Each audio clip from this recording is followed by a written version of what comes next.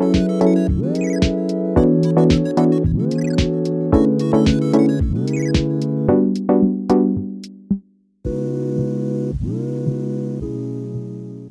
ladies and gentlemen, back to the Super Game Brothers podcast, a family-friendly weekly podcast about video games and board games. My name is David. I will be the host today, kind of running the show, and I am joined, as always, by my brother, Devin, 3-time Elden Ring gold medalist, 2-time Sekiro gold medalist, and 15-time Rocket League grand champion. Devin, player 4. Oh, yeah. Yeah, man. That is me. Hi. Hey. How's life? How's the closet? Life is good. The closet gets a bit hot in here. PC likes to overheat. But the closet's nice. Nice tight space for me to slowly become a human-sized hermit crab. You think eventually part of your body will have to hang out of the closet, like the hermit crab? Yeah, or I'll just kind of like morph into this chair and it'll just become a part of my back. I saw a reel just yesterday. It's funny you bring this up on Instagram, and it was someone had made a glass hermit crab like shell, or what do they call it? Is it a shell? There's probably a better word for it. And so it was totally translucent. You could see through it. And so watching that thing crawl its body in there, being able to see all the way through all the spindleness or the kind of the twists and turns was a little creepy. They're kind of funky looking. Yeah, that's a trip. How much of its body is up in the shell?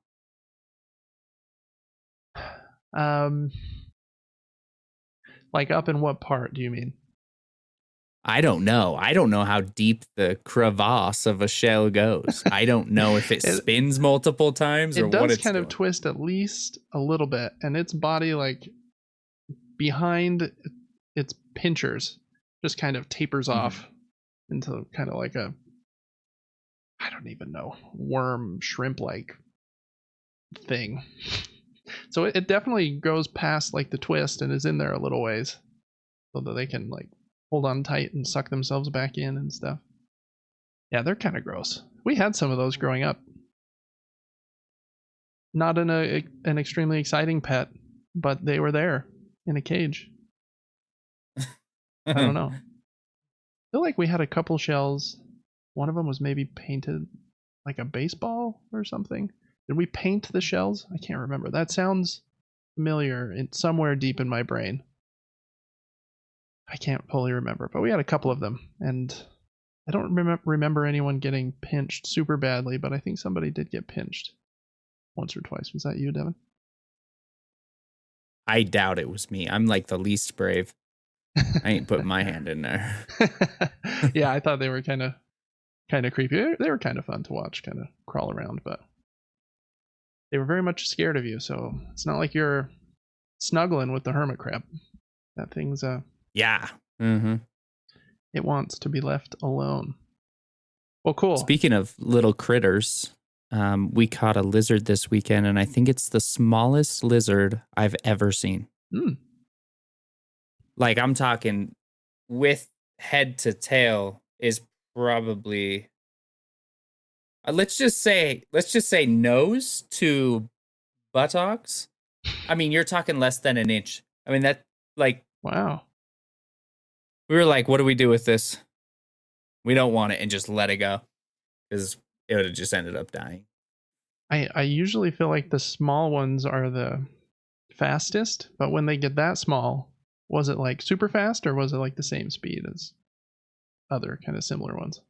Like they're very hard to catch. Oh, he's fast. Yeah. Okay. Oh yeah.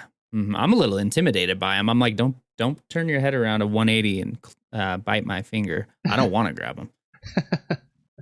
Was it just a blue belly lizard, like the most common ones we see around here? Okay. Fun, yeah. Little critters, they're fun. That's right up my 5-year-old's alley. He is all about the little critters. For his birthday, we took him to the snake petting zoo. People that are very just like comfortable around snakes, you walk in and they just throw one like around your neck, basically. So don't go there unless you're ready for that. But held a lot of snakes. Had some big crazy lizards and stuff. Yeah, I'm not a huge critter guy though myself. We have a little dog, and I think that's as critter-like as David goes. Well, cool. I was thinking the other day, it's like, if I don't find a person in this life, maybe I should get a dog. And I was like, I could perfectly train a dog. Perfectly. I'm talking. He knows what I'm feeling. He knows what I'm expecting. He's not annoying. And then, like I like to do in my life, like take vitamins. It's like hook him up with like omegas, vitamin D3, and whatever else. So he's just like looking amazing all the time. Anyways, random He's thought. going to live to be 25 instead of like 12. Yeah, he'll outlive me. All because of those omega-3s. It'll be exactly a scientific breakthrough. Nobody knew that the omega-3s were that important for the well-being of a dog. Yeah, I don't know. Dogs are great. We have kind of a calm breed, so he's like, just chilling and napping and kind of hanging out the whole day. There are some dogs that are just too energetic, for me, but so you got to find the right breed.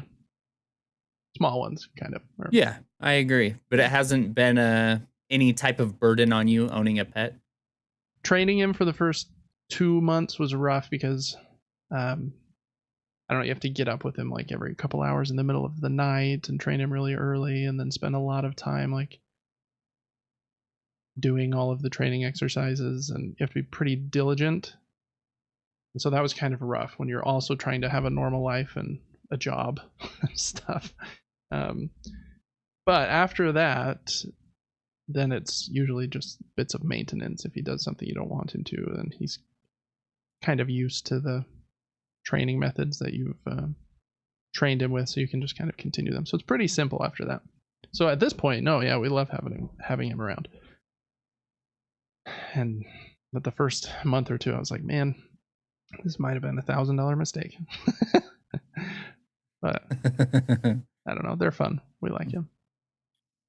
Anything else new going on in your life, Devin, besides the hermit crab closet?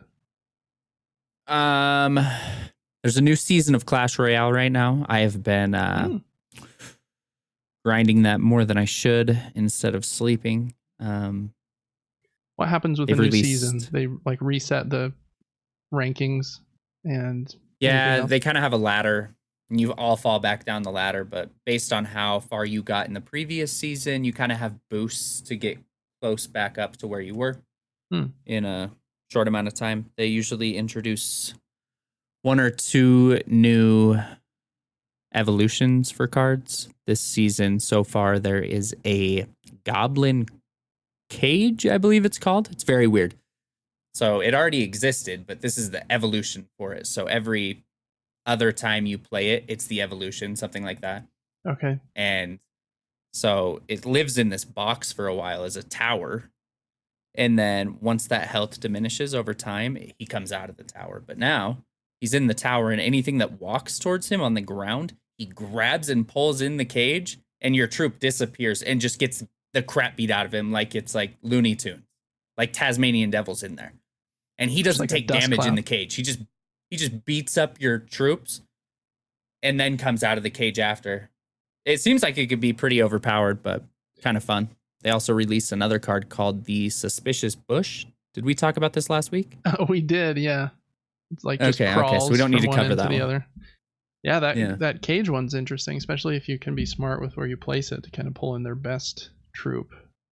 Because I think exactly the elixir swap is all what you're worried about generally, right? Like if I can use this 2 elixir unit to get rid of a 7, I don't know if there is a 7, a 5 or 6 elixir unit, then I'm in like a advantageous position, right?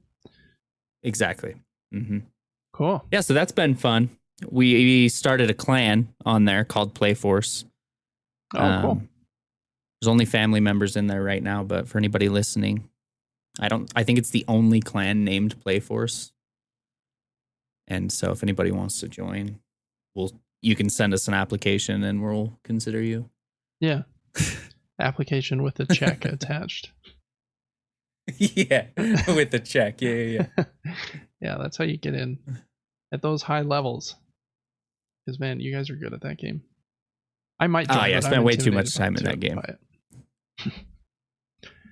Yeah, it can be intimidating. Other than that, I just got back into working out yesterday. I thought it'd be good for my mental and physical health. I've Cool.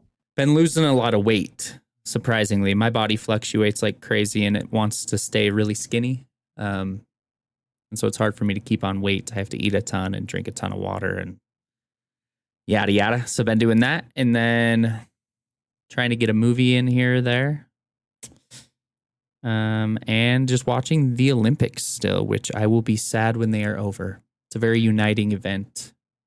I agree. It's been super fun. I've basically watched it every night. My wife and I got that Ninja Creamy ice cream maker we were talking about a couple weeks ago, and we basically just make ice cream every night and watch the Olympics.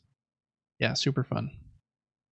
I can't think of any specific events that that I think are like worth talking about, but they basically all of them are fun to watch, even if the US isn't in the running. It's just fun to watch just the level of competition. They're crazy. Crazy. There's a weird event called like what was it called? Like the Versteppen or Steppen race. Something. And they go around the track. So it's on track and field. And there's like offset hurdles. And every other hurdle has a pool of water on the opposite side. I'm like, what is the benefit of that? I don't understand. I just don't get it. Like, what is it? You're just making your shoes wet? Like, trying to explain that. Sprain your ankles? Like, yeah, I don't know. I didn't see that one. I thought you were going to talk about the sprint walking or whatever that's called. That's been a pretty popular clip right now, is that lady who was leading and then started, cheering right before the finish line, and someone passed her right before. I mean, that's the oldest thing in the book. You should know that as a professional athlete. It's like the people when they're going to score a touchdown and they drop the ball at the 1 yard line because they're like trying to show off. And it's like, gotta get past that line with everything you got first, man. Yeah. That does stink. Yeah, there's been quite a few like funny clips. We talked about last week the gymnast with the glasses, right? And I think he at least got like a bronze trophy in the individual pommel horse too. So I think he's kind of been one of the biggest standouts. And Simone Biles and her team are always amazing. Did you see the pole vaulter who was trying to get on like the medal stand and had cleared the bar until his crotch hit the bar and knocked it off? So he was like totally over. Oh, I did see a clip of this. Yes. Oh man, it's pretty funny. I saw one post that said, even though this guy didn't win, he won, and it was just pretty funny.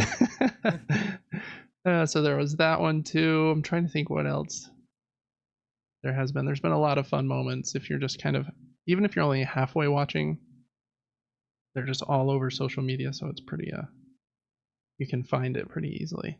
Yeah, the Olympics, man, super great. I don't even remember when it ends. Is it this weekend? I feel like it was like the 10th or the 15th or something. August 11th. Yeah, it ends. What is that? Today's the 7th, so in 4 more days. Yeah. That's a bummer. Yeah, very fun. The sprinters are crazy. That 100-meter men's final was nuts, where they were all so stinking close. And I thought the guy from Jamaica won because I think his foot was across first, but I guess it's not your feet. It's like your shoulders and your chest. And so the American guy won by like 2/1000ths of a second or something. So we got ways to rig the judges, even if you get your foot across the line. So get out of our way. We want all the medals. Yeah. Yeah, I kind of like when other countries win because I feel like I do too. Sometimes we have like this big ego, like we're the best at everything. Yeah. For example, they were doing the floor routine in the gymnastics, and the one girl, she was amazing. She beat Simone. Girl. She did, yeah. Mm-hmm. Yeah. She's like super pretty, super good at what Very she good. did. It was impressive. And then Simone like stepped out twice, so just got docked enough to take second. Mm-hmm. And then they gave it to another girl from a different country, and she was just thrilled. And This she was was like, rough. I cannot believe. And then the US complains, basically, let's throw a challenge flag. And the judges are like, okay, yeah, sure, yeah. And gave the American girl the bronze. And the chick goes off crying. I was like, what are we doing? What are we doing? I know. That was rough. They should have like some time period where you can submit like the inquiry or challenge or whatever they called it before we like announce all the numbers, and because that was bad. That was like 45 seconds. She's like running around with the flag, her country's flag on her shoulders, like cheering and so happy. And then they bumped Jordan I feel Child's bad for her. score by 1/10 or something, and yeah, I felt really bad too. That was rough.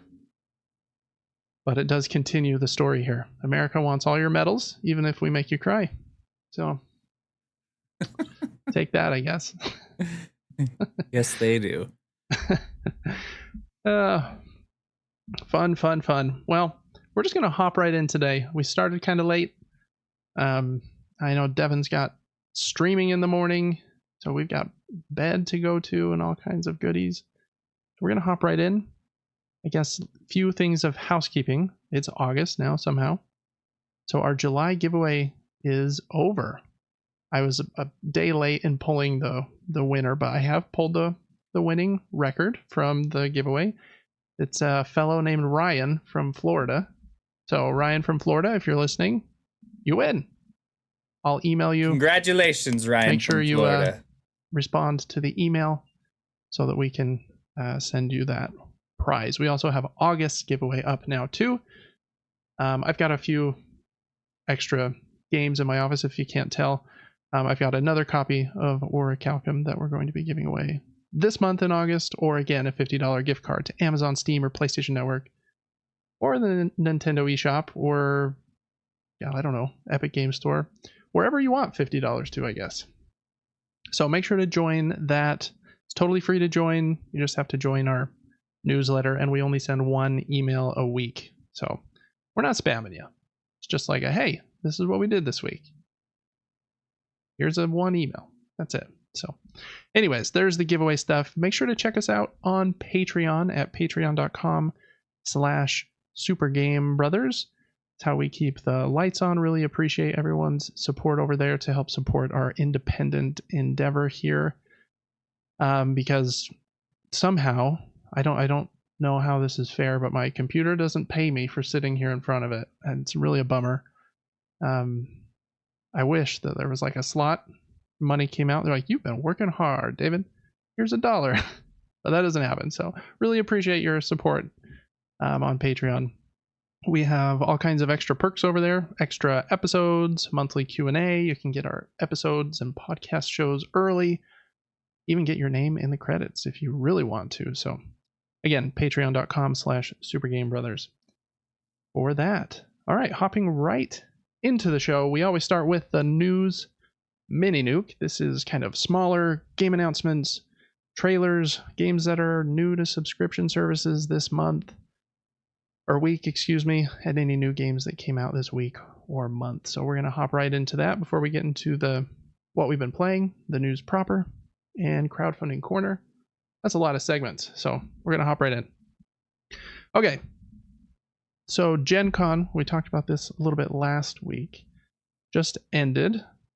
It was I think it's in Indiana. I don't go to board game conventions, but I do like to read about them, watch some videos. It seems like a fun time.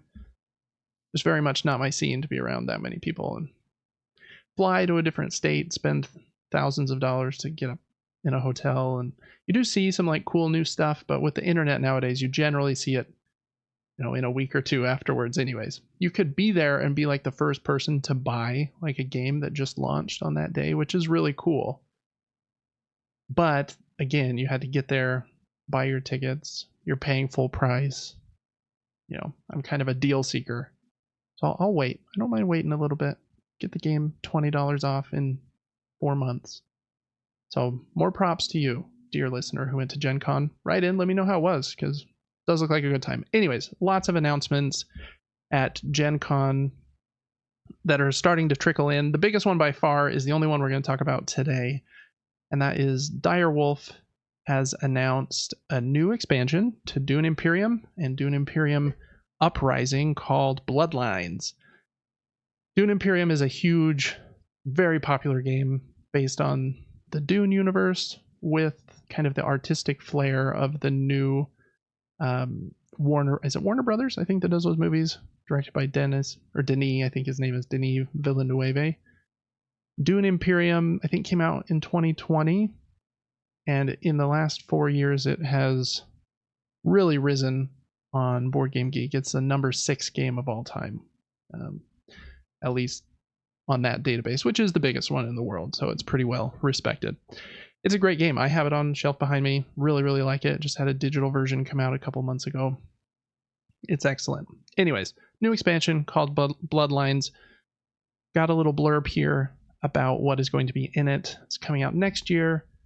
And they said they'd have more details as they get closer to launch, but seems pretty cool. Quote here: "The great houses of the Imperium live and die by their lineage. Plots unfold over generations as emperors build dynasties and the Bene Gesserit weave prophecy into reality. As alliances rise and fall, leaders face a single question: How far will you go to secure your bloodline?" Bloodlines expands both Dune Imperium and Uprising with powerful new tools to achieve victory. Recruit I can't read today. Recruit Sardaukar commanders to bolster your fighting force. Unlock the potential of all new tech tiles. New leaders, contracts, and cards open more strategic possibilities than ever before. War sweeps across the universe, and only the strongest bloodlines will survive. And then they list what's going to be in this expansion. So it's 86 new cards, including what they're calling navigation cards, 9 new leaders, 7 Sardaukar commander miniatures, 14 Sardaukar commander skills, the Ixian embassy board. Most of these expansions for Dune Imperium add a little sideboard, and so this one is no exception. 18 tech tiles, 8 contracts, ... and more, exclamation mark. So, anyways, I'm kind of excited about this. There are a lot of expansions to this game. I'm hit or miss with expansions in video games and board games because I feel like they can be really great. I know, Devin, you just recently loved Shadow of the Erd Tree, but that almost seems like more of like, it is technically an expansion, but they put like so much thought into it. This is the only expansion we're ever doing. It came out, what was that, 2 years after the base game. And so it's like all encompassing and huge, and everyone loves it. Dune Imperium has, I think this is the 4th expansion, and it's just a lot. Like if I'm going to play Dune Imperium and I want to play with Rise of Ix and Immortality and Bloodlines, I'm adding like 3 different sideboards, which I guess isn't that much. It's more, the thing that bugs me is more like, okay, I got the game for $60. Game's excellent, but now if I want like the full Dune Imperium experience, I've got to plop down like 40 more, then 40 more, then 40 more for, the 3 expansions or whatever. So I don't know. I just wish they would make a new game, but I understand this is like one of their most popular games ever, so they really want to milk it. So a little torn by that, but hopefully it's great. I really do like Dune Imperium a lot, even though I just bagged on expansions for a second. But Devin, have you played this one? I don't feel like I've had you play this game yet. I don't think so, no. Okay. Yeah, this is one we'll probably have to play. It's good. Really good. All right. Now for some video game trailers. There's a new trailer this week. I think this was one of the coolest things shown this week. A new trailer for The Legend of Zelda Echoes of Wisdom. The trailer's called Traversing Hyrule, and it just shows Princess Zelda kind of wandering through the different regions of the game, and it shows like some more of the game mechanisms too. Looks like YouTube hates you all of a sudden, Devin. It does, yeah. Hopefully all the links aren't doing this. Yeah, that's weird. It's fine even if it doesn't. For audio listeners and anybody that's watching a black screen here just to use your imagination. But they show the Gerudo Desert, another area called Kabul Waters, Eldon Volcano, Kakariko Village, and the Farron Wetlands, and then some glimpses of some dungeons and castles. They started by opening with those different segments of the map. Then the new items that they showed were the kind of adventure log menu, so you can keep track of quests and side quests on that menu. That menu looks very much like the Breath of the Wild, Tears of the Kingdom, like a mission log. Like the UI, I feel like looked very similar. There's fast travel waypoints. You can ride a horse, which was kind of cool. I didn't think there was going to be a horse in this kind of top-down style of a Zelda game. You can call that horse from anywhere by, I think you have to use a carrot. I couldn't tell if that was like a consumable resource or something that you can like echo with your staff, but you have to put a carrot down, the horse will spawn. Hooray, you can ride the horse. You can make smoothies with different ingredients, and they give you different special abilities. You can put on different outfits and accessories, again, to help you do different things. And then they ended the trailer with showing kind of the newest, gameplay mechanism of the game. And it's called Bind, and the reverse of it is called the Reverse Bond. I don't know why they didn't call it Reverse Bind, but they called it Bind and Reverse Bind. So, anyways, Bind lets you kind of bind magically with like this green glow, which again kind of looked like Breath of the Wild when you're like using I don't remember what that relic was called in Breath of the Wild, like the psionic or something, or even the magnet. When you would kind of move things around, it would have that kind of green glowing beam of light. And in the same way, you can tie an object to Zelda, and then wherever she walks, the object will kind of mirror her movements. In the trailer, she uses it to move, and then this big stone that she can't break is moving along with her, and she's able to drop it down a hole, kind of to solve a little puzzle there.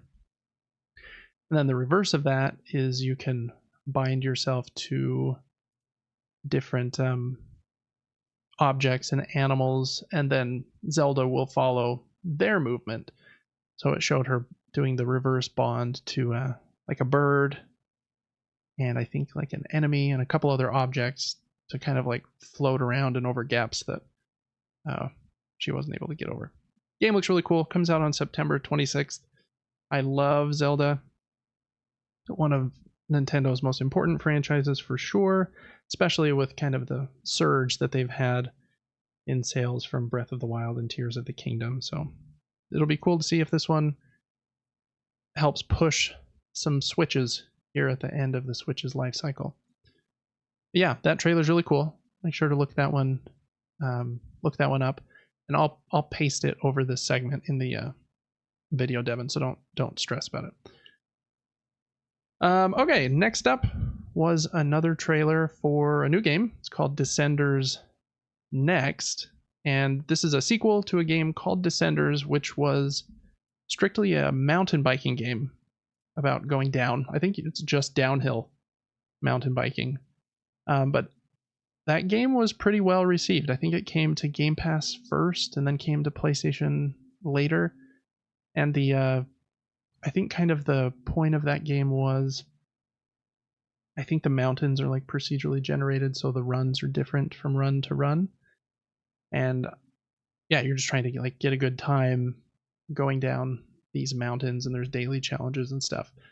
So this is their new game coming to PC and Xbox in 2025, and it will be ported to PlayStation 5 and PlayStation 4 sometime afterwards. So it seems like it's going to be a later to PlayStation, but it will be on PC and Xbox. Looks pretty cool. The two sports that they show, I think, in this trailer are snowboarding, and I don't know what that device is called where there's no snow. And it's like a skateboard with big rugged tires, but kind of skateboarding with no snow. Or snowboarding, excuse me, with no snow down a mountain, which sounds terrifying, to be honest. But anyways. I think they're called mountain boards. Oh, are they? Yeah, Sid and I were talking about this. He has a lot of trails over by his house, and we were like, if you could get an electric mountain board so you didn't have to push, that would be so dang fun. Yeah, that would be nice.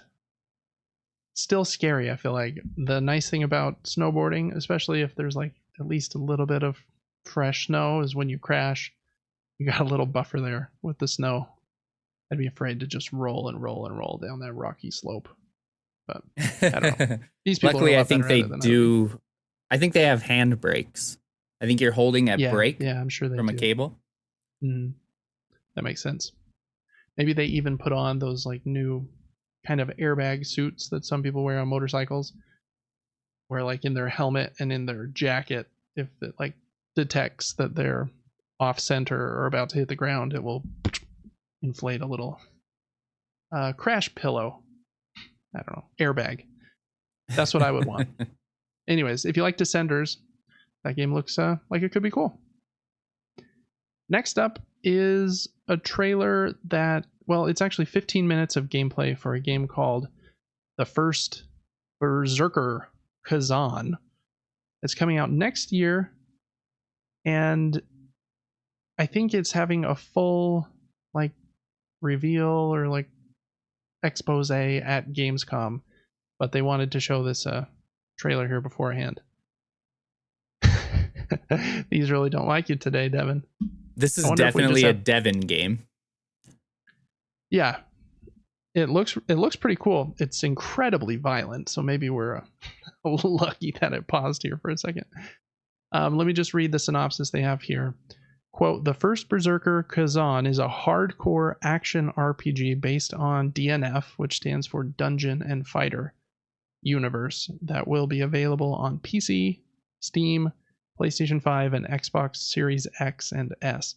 As Kazan, the great general of the Teal-Lotus Empire who overcame death, players will unveil the incidents that led to his downfall and seek vengeance on his enemies. Anyways, it looks like it's kind of, got Souls-like combat, maybe mixed with God of War, like heaviness in your character, maybe, and kind of combo-based action. At the beginning of this gameplay trailer, they fight like the same enemy like 4 or 5 times, but then it does show like this giant bear, and then this big kind of stone golem, then a big snow golem. So should be some cool character fights in there. If you're familiar with this DNF, Dungeon and Fighter universe, then maybe you'd be more intrigued by that. I think that universe generally has had like 2D fighting games, so I don't know if this is the first branching out in that universe, but we'll see. So that's The First Berserker. Look out for more on it at Gamescom. All right, kind of throwing it back old school. Sunsoft was a video game publisher a long time ago. I don't even know if they're still around anymore, if they morphed into something else, but I think they made like a Batman game for the NES. And even before that, they released these 3 games that are in this collection here. It's called The Sunsoft is Back! Retro Game Selection. And it's 3 games from the 80s that until now had never been translated into English. So this is the first time they are. And the collection's out on September 6th. Okay, so the 3 games that are in this collection are games I'd never heard of, obviously, since we already said they had never been translated to English. The first one is Firework Thrower Kantaro's 53 Stations of the Tokaido from 1986. As a fireworks maker, Kantaro prevents evil merchants from turning his creations into weapons. Okay, also from 1986 is the next game. It's called The Wing of Medulla. Help fierce warrior Lucia retrieve the powerful Wing of Medulla from the evil King Daltos. Directed by Kenji Sada, who directed Blaster Master, with music from Naoki Kodaka from Super Fantasy Zone. Okay, and the third game in this collection is called Ripple Island. It came out in 1988, and it says, play as Kyle, a young boy dreaming of a better life who answers King Dotella's call for help against the nefarious Emperor Groker. Directed by Atsushi Sakai, with music from Naoki Kodaka. So, anyways, I don't know much about those games. They look like they were maybe in the arcade or something. I like how they look, like the retro old-fashioned vibes, but I don't know. They don't look like they're going to be especially like thrilling or amazing. But if you're a video game historian, this is probably interesting because they were games that, at least in English, you could never play before. So, anyways, that is Sunsoft is Back. Retro game selection out on September 6th. All right. Next up, new trailer for Zombies mode in Black Ops 6. I don't think there's really a ton to say here. Devin, have you played Zombies? I feel like in the original couple of Black Ops games, it was pretty novel and people really liked it. But do people still like that game mode? Or have we forgotten about I it a hope little so. I always really enjoyed it, to be honest. Yeah. It was fun to see what round you could get to. You really had to coordinate with people once you were at a high round, or you're just screwed. There are little tips and tricks. You know, you leave one zombie crawling around at the end so you can get all the perks and prolong a round so that you can get to the next one prepared, that type of thing. Yeah. It's crazy the like amount of money they throw at these trailers. Like, it's pretty that part was pretty brutal, but it's like very beautiful. Probably tons of motion capture and work done, and just crazy tech they have on these things nowadays. But with Microsoft or Activision's and now Microsoft's basically infinite amounts of money, you know, they can do crazy things. So we'll see. Just from reading about it a little bit, it seems like you're all stuck in a prison now. So you're trying to escape the prison, which kind of does seem like it would be a fun setting for Zombies mode. Reminds me of like season 3 Walking Dead. I think that was the 3rd season when they were in the prison for a while. So anyways, if you like Call of Duty and are excited about Black Ops 6, then you might want to check that out. I think it's having a gameplay reveal in the next couple of days. This was just the cinematic trailer before that. Check out that one too. Okay. Next up, Black Myth Wukong has gone gold, meaning that the development is done. The game is being submitted so that it can be ready, printed on discs, and just put up on the storefronts, which is kind of late for a game to go gold. Usually they're like a month or two early, and here we are. I think it was yesterday they announced that on the 6th. The game comes out on the 20th. So I don't know. Hopefully it's not buggy or anything at launch, but it does look very cool. In collaboration with this reveal that the game is officially like ready in a version 1.0 state for launch, they released just about an hour ago the final trailer. It's about 4 minutes long, shows some new combat and some new creatures. The middle section of the trailer is kind of a trip, but I think every trailer for this game has kind of been a trip because it's like very much, I don't know, just kind of those funky Chinese vibes, you know. I hope this game is great. I want games to come out of China that are really good.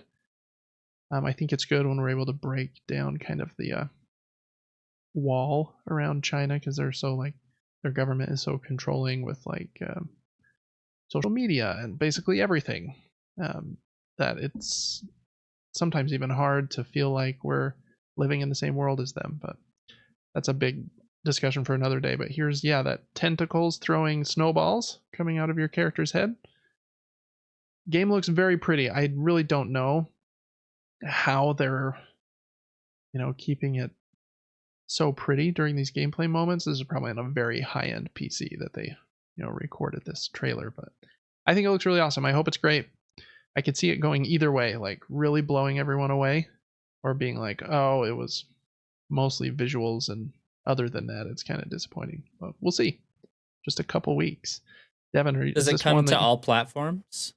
it will be on PC and PlayStation 5 on the 20th, and then they're working on an Xbox version as well. I think we reported that we didn't report it. We reported on someone else's reporting a few months ago that they were struggling to get it running on the Xbox Series S. And so the Right. Xbox version is going to come a little bit later, but they are working on it too. So, yeah, this is the part of the trailer that's kind of a trip. There's like a little kid eating a watermelon, then some funky dudes for a minute. Yeah, it looks very cool. I'm excited about this one. Is this Devin wants to play a launch game or a wait and see? Oh, 100%. I might just drop the cash and just do it because I think so many people are just hyped to see if this will be good. It'll probably get a lot of traction. Yeah, I do imagine it would be a pretty good one for stream. It seems like it. I mean, I don't know how long it will be, but if their marketing's to be believed, they have like 80 bosses, is what the one thing said. So I don't know.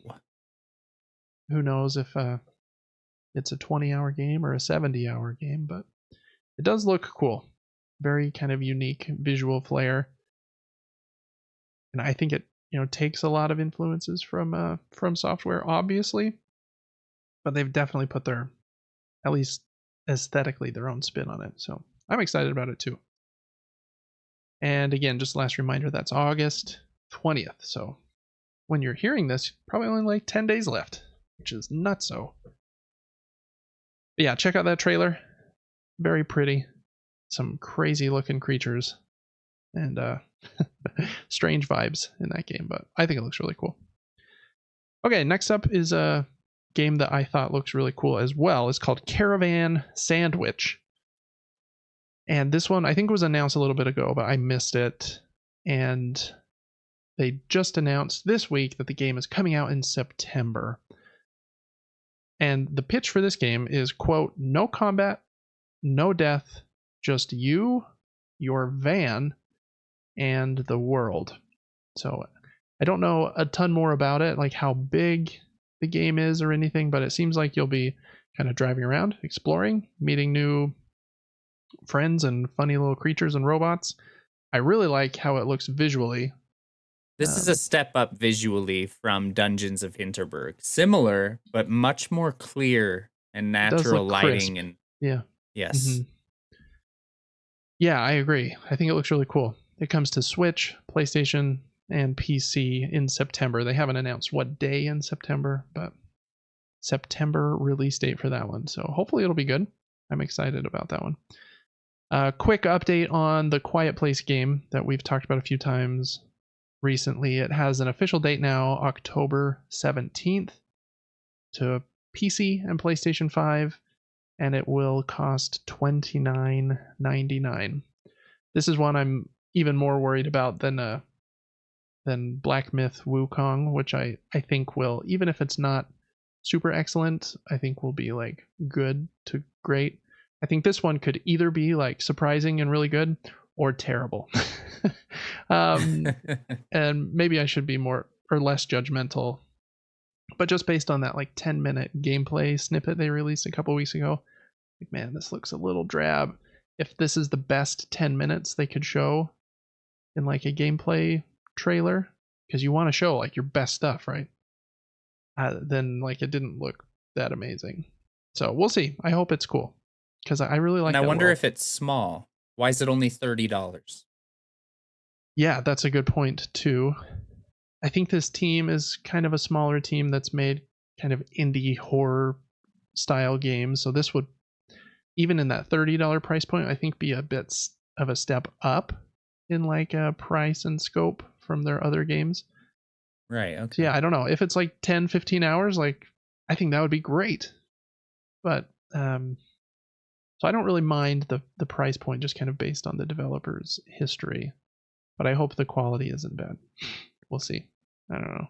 So October 17th, good time to hit, right around Halloween. But it needs to Bring the goods. It's already Halloween in my book. It's always Halloween. 4th of July ends and it's haunted time for me. Up until Christmas Eve, right? And then, yes.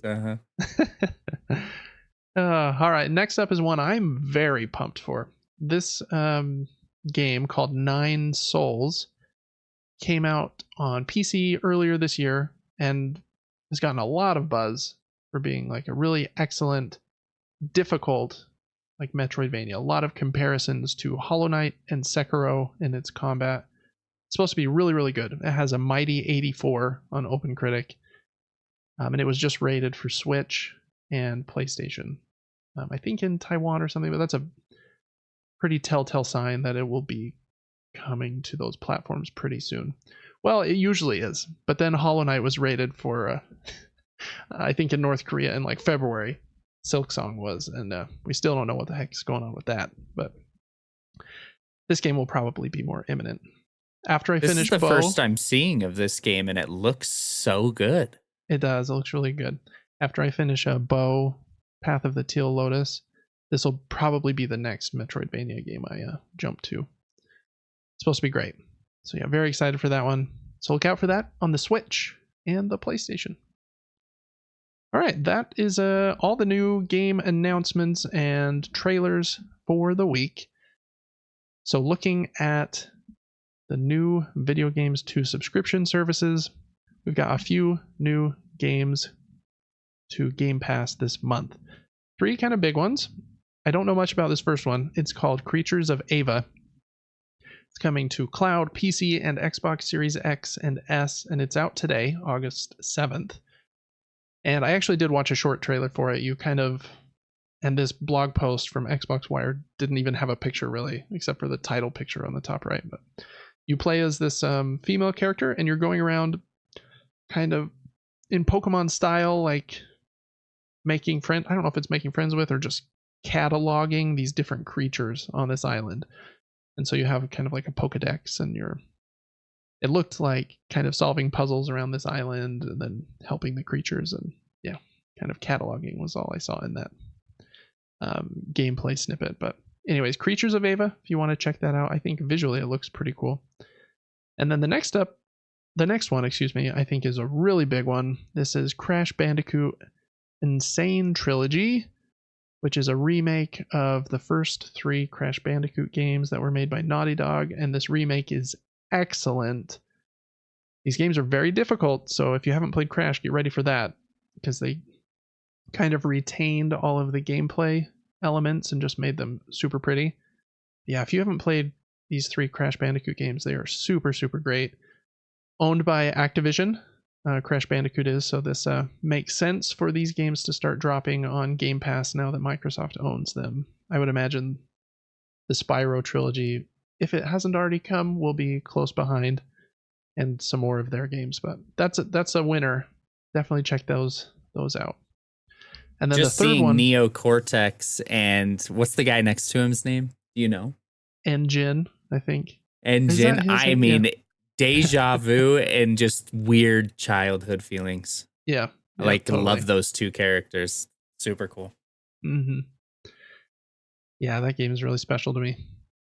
The third one, well, I guess going back real quick, Crash Bandicoot is available on cloud, console, and PC on the 8th. So that's tomorrow from when we're recording, but it's already available when you're hearing this. And the third game is Mafia Definitive Edition. And this is, I think, supposed to be kind of like a Grand Theft Auto style game from a different company based on a character in the Mafia. It's available on the 13th, again on cloud, console, and PC. I don't know a lot about that game, but I think it is pretty well liked. In fact, I think there was even like a Mafia 2 and maybe a Mafia 3. I can't remember. But this was I think a remake of the first one. So those are the only 3 games they've announced, though, for the first half here of August. They did make another note here right at the bottom, in case you missed it. Call of Duty Modern Warfare 3, which we added to Game Pass 3 weeks ago or something. It's available now. So I think when they put that game on there to make a big splash, they kind of gave it a lot of breathing room. Like, we're not going to put anything else on there for a little bit. And then even here in August, the first half of the month is just here's 3 other games, again giving Call of Duty some space. But we'll see. It does say Wave 1 in this update, so I imagine that they will have a Wave 2 probably next week or something. Okay. On the Epic Game Store, they have 2.5 free games this week. First one is a brand new game. I was kind of surprised. This game is from Konami. It's called, I don't know how to pronounce this, Signy All Guns Blazing. It's a shmup or a shoot 'em up game where you kind of controlling a spaceship and you're kind of, shooting other ships in bullet hell fashion. You're trying to dodge as many of these crazy bullets, fast speeds, think Resogun, but instead of being on a cylinder shape like Resogun is, you're on like flat shapes. Looks like some are vertical, some are horizontal, kind of in that classic shmup style. I think it looks pretty good.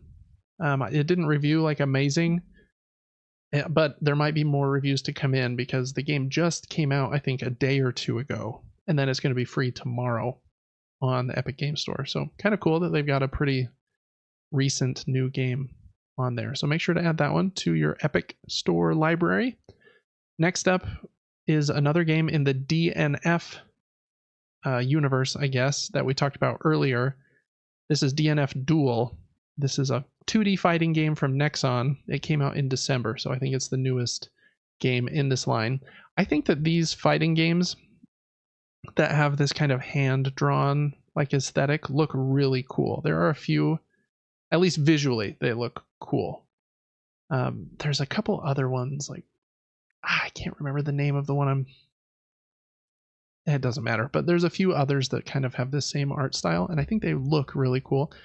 Fighting games are just not really a genre for me, I don't think. It takes a level of dedication that, I don't know. I respect them. I think they're really cool. Really liked some of them, like when we were younger. Like Tekken was probably the one we liked the most. At least speaking for myself, but I haven't played any of these like recently, like Street Fighter or anything like that. But add that one to your collection as well. Available tomorrow. And then last up, I guess Conduit is a character in Apex Legends. And I think she's a character that you have to purchase, but you can get her for free with this Apex Legends Conduit free unlock bundle. Looks like it comes with her and maybe like a weapon skin. And I don't know what that thing on the top right is, like a banner of some sort, maybe. So if you play Apex and you play it on Epic, well, I don't know, those might sync across like between Steam. So even if you redeem it here, it might show up in Steam. I'm not sure about that, but if you like that game, redeem that one as well. So those are the 3 free things on the Epic Game Store this week. Okay, and then next up is kind of a big long list, so we're going to go through these pretty quick.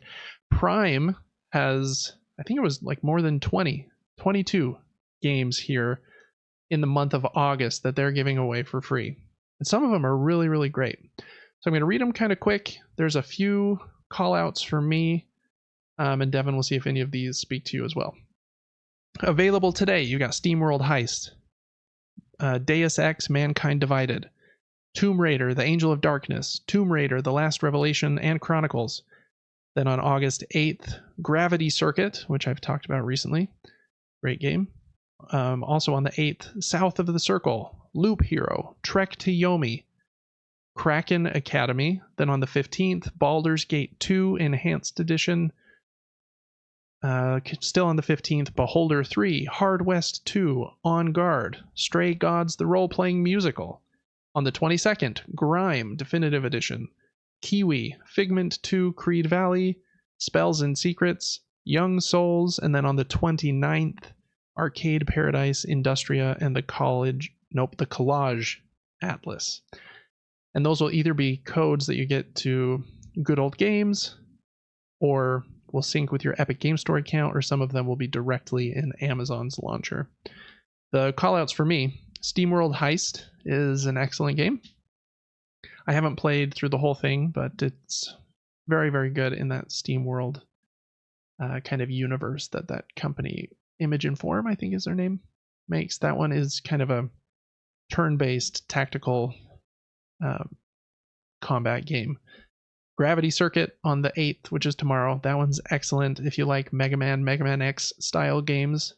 Very much kind of in that vein, but you have a grappling hook, and instead of shooting with a weapon, you want to get up close and kind of punch them. So plays a bit different, but has the same kind of design philosophies as Mega Man. So Gravity Circuit is my next call out. And then on the 22nd, Grime Definitive Edition, I think, is supposed to be a very solid Metroidvania. So those were my 3 call outs, but there's a lot of good ones. Any that stood out to you, Devin?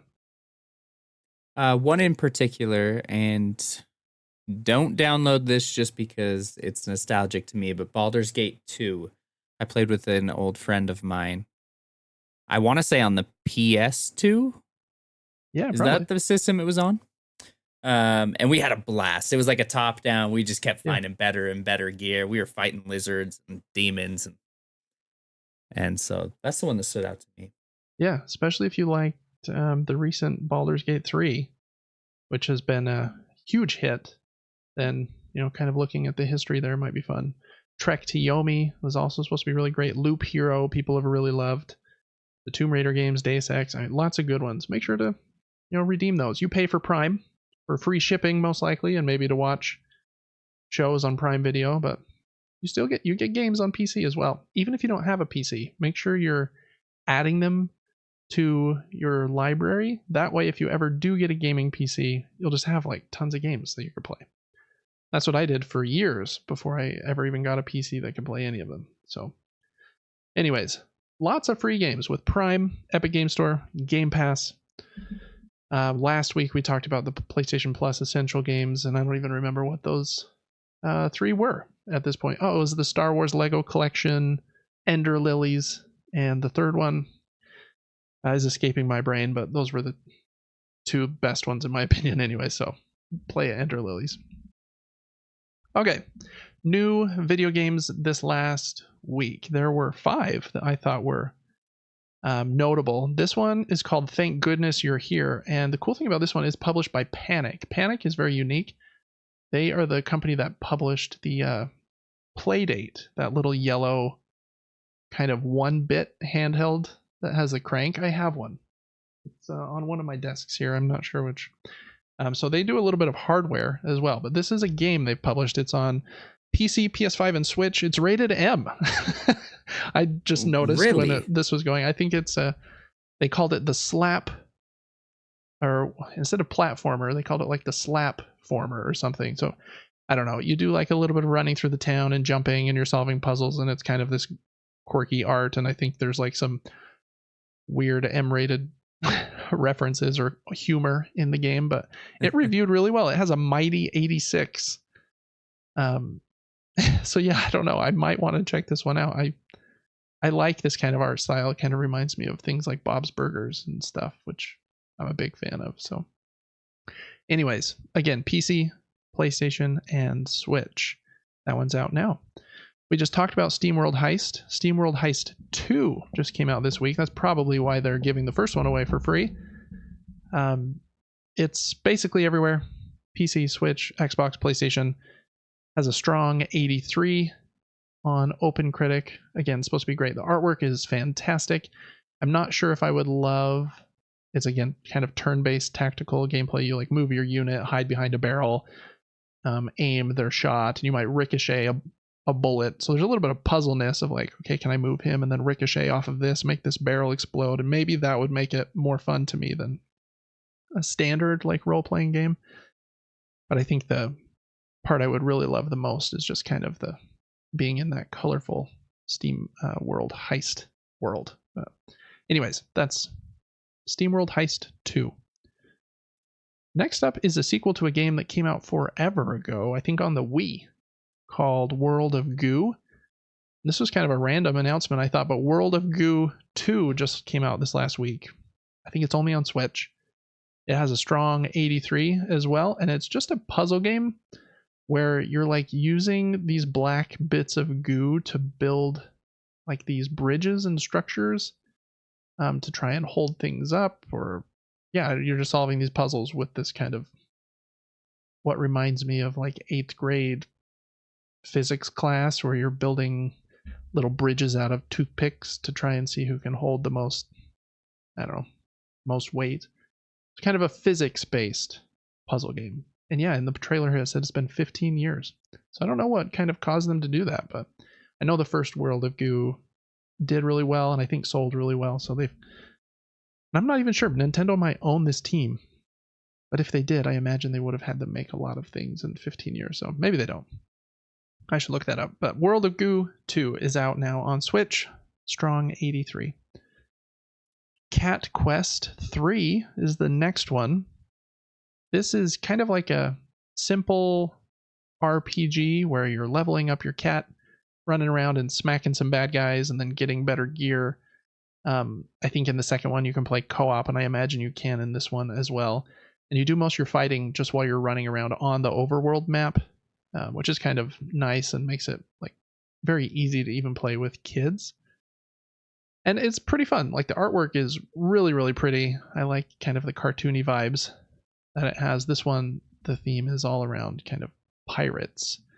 And so you also have your own pirate ship and you sail on the water as well. This one has a strong 80 and came out this week. So you're looking for a game to play with your kids or liked the first couple, Cat Quest 3 is out now. And then the last one is the game we already talked about that the Epic Game Store is giving away for free. This is Signy All Guns Blazing. It's on PS5, Xbox, and PC, and it has a fair 72 on OpenCritic. I really like fast-paced, like twin-stick shooters like this, so I imagine I'll like it more than that score kind of implies. And since it's going to be free on the Epic Game Store, I'm definitely going to check it out on my Rogue Ally, but we'll see. Hopefully it's great. Very interesting to see like Konami publishing this game, and then they're like publishing that new Silent Hill game through a different partner. They're like slowly starting to get back into making games, which is exciting. I hope they make like, okay, let's go all in. Let's make like a really great new Castlevania game, and let's make, I don't know, what else do they have? They have some fun. I mean, Silent Hill and Castlevania are kind of their big ones. They have Metal Gear as well, but now that Kojima isn't with them anymore, I don't think they'll make any more Metal Gear. That's kind of a tangent. Check out Signy All Guns Blazing if you like twin stick shooters. Okay, those were the video games that came out this week. In new board games this month, there are definitely some.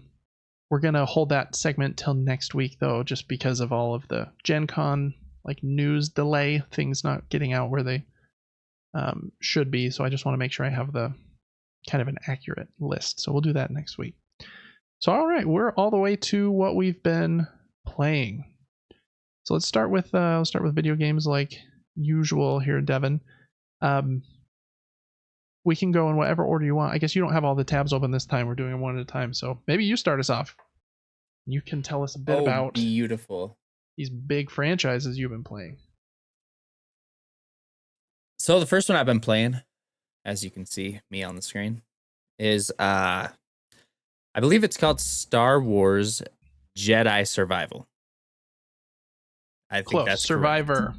But you were right on everything else. Survivor. I was hesitant about this game at first. I was like, I don't know that it's going to be that great. But I have had a ton of fun playing this. As you can see, this map system is fantastic. It gives you a lot of hints of where maybe extra things are you could go and explore. I've really enjoyed the game because it does reward you for what I call searching corners. I like to just stay on the edges, look for anything hidden, look off of cliffs, see if there's a ledge I could jump onto, a gap I can squeeze through, a box I can break, that type of thing. And this game actually comes through in that sense. There's a lot of hidden items, hidden cosmetics. A lot of them are just cosmetics, actually. Some of them are going to give you extra lives, extra heals, that type of thing. A lot of customization with your saber, colors, design. You have a companion robot, which is cool. You can change his color, his design, all sorts of things. The more you explore, the more options you have for customization. What else in the game? There's a bunch of different stances, they call it. You can dual wield lightsabers. You can Darth Maul sabers. I am currently using one where I have a Han Solo blaster. It's very, very fun. So I have a gun in one hand, a saber in the other. You've got a I use that Kylo one a Ren lot. type. Yeah, it's sweet. There's one that is so Kylo Ren. It's got the Mm-hmm. extra saber blades. I don't know what you call them Yeah, off the like the hilt. sides. Mm-hmm. Yeah, and you swing slower, but you hit harder. It's like two-handed, right? You're like really Yes, swinging heavy. Yeah. exactly. That's a pretty fun class as well. Mm-hmm. Um, this game is amazing. I mean, in so many ways. The movement is fantastic, high frame rates. I know you said maybe there were complaints at launch that it was low, Yeah, definitely. but for the most But it's part, been like a feels year and a really, half really now, good. so it's better. Mm-hmm. It's basically a Souls game. There's locking on to enemies. It's linear in a sense if you're trying to stick to the campaign, but tons of stuff to explore. I made an orange lightsaber because it's the best color. And I don't know. I'm trying to think anything else that's so amazing about this game. The story's fun, really cool cutscenes, safe areas. You can garden if you want. You're finding plants around the world, and we made a garden. A lot of puzzles. Every area has puzzles. A lot of times I think this is a dead end, and it's not a dead end. I can just double jump and grab the ceiling, or I don't know. The game is insane. It was 150 gigabytes. Very big, yeah. I mean, very massive. So there's a lot of content. I think it's gonna suck a lot more hours from my life to even get close to fully completing this. What do you remember about it? Did I touch on everything? Yeah, I think you did mostly. I love this game. I liked the first one, Fallen Order, quite a bit, but it seemed like more. I don't even know how to explain it. Kind of like, hey, I'm popping to this planet, and then I'm popping to this planet, and yeah, I'm fighting a frog, and wow, it's cool to kind of have like Souls-like gameplay in a Star Wars game, but it was a little clunky at times. The story's cool, but um, it was just kind of the opening of the story. Whereas usually the second part of the story, Uncharted 2, Empire Strikes Back, is where the characters better, things start to get more crazy, and like things get ironed out. So I think this game is better in every single way than the first game. Like you said, there's more gameplay variability. You can do different stances. Yeah, I love it. I think this is my very favorite piece of Star Wars content that has come out probably since like I don't even know, the first season of The Mandalorian, because there's been a lot of like middling or crummy Star Wars content for a long time, and this game is amazing. I really love it. The story I think is absolutely excellent. So I would pay more attention to these cutscenes and what's going on between the characters in this game, Devin. There's, without spoiling anything, obviously, but the story goes places I was not expecting. I think Cal is a much more interesting like character in Star Wars because he's not so black and white. Um, I don't know. He's kind of like trying to figure it out by himself. He's the only Jedi like left alive, basically. Um, and so yeah, I just think that story is like much more interesting than a lot of other Star Wars content has been. Like even mentioned when Bode gave him the blaster, like, yeah, I don't think any of my what do you say, my trainers or whatever, my mentors would have let me use this, but he's okay with it because he's doing good things. And so it's just like a fun, he's not like a bad guy in any way at all, but it's kind of a fun gray area to be in where, yeah, I don't know. I think this game's excellent. I think Marin rules. Her character's really, really cool. And yeah, I don't know. I think this game is excellent. Excellent, excellent. Yeah, the last I thing I'll don't want note to is go ahead. just that you can upgrade your character in such a variety of ways. You can focus on just the force. You can focus on your specific stance that you like using the blaster. You can focus on survivability. just higher health, that type of thing. And eventually, I assume you can just really just max your character if you put a ton of time into the game. A ton of things, extra abilities from different merchants, different perks, permanent perks that you can slot. You have a specific amount of slots in the beginning, which can be added to. We've stuck with XP perks so that we can level up faster. It just seems like the best. Play early. Yeah. Yeah. So many good things to say about this game, and especially playing it back to back with Batman Arkham Asylum. I'm very grateful for modern new game mechanics. I really am. Yeah. Arkham Asylum is fantastic, and that's the game we'll talk about next. But it is hard to go back sometimes, though. Oh, if you don't have a bit of nostalgia, like, oh, I remember playing this, and like I don't care that there's a little bit of jank, then it can be hard to like, oh, I've heard so many good things about this game. It's 15 years old. That's okay. Unless it's like 2D and it's 15 years old, then I don't think you're really in like a rough spot at all. But yeah, a 3D game that's 15 years old is can be tricky. I think these ones are excellent, but I'm sure you have some very valid like I don't know, just clunkiness complaints. I try to be super, super fair when I'm judging a game on stream. Like, I can understand the mechanics very, very quickly. I compare it to other games. And, well, let's actually play the video playback of Batman Arkham Asylum so you can see it. Really fun game, in my opinion. But as you can tell, not near the frame rate. Definitely older. Very zoomed in. Yeah, for sure. And maybe we can get to a point of combat. I don't know, but really nostalgic characters. Here's the Joker. You saw Harley Quinn early on. The Crocodile. Bane, who I didn't even know was Bane because it looks nothing like Tom Hardy's Bane. That's right. He's way different in this. Did you already fight him? Yeah. We beat that guy. See, I'm in a weird place right now where it's just first person, and this is just the strangest room. I didn't even know what to do, so I just left. But the combat's funny.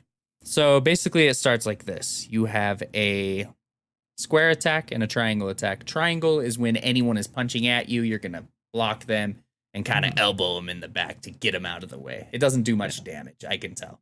Square does more damage.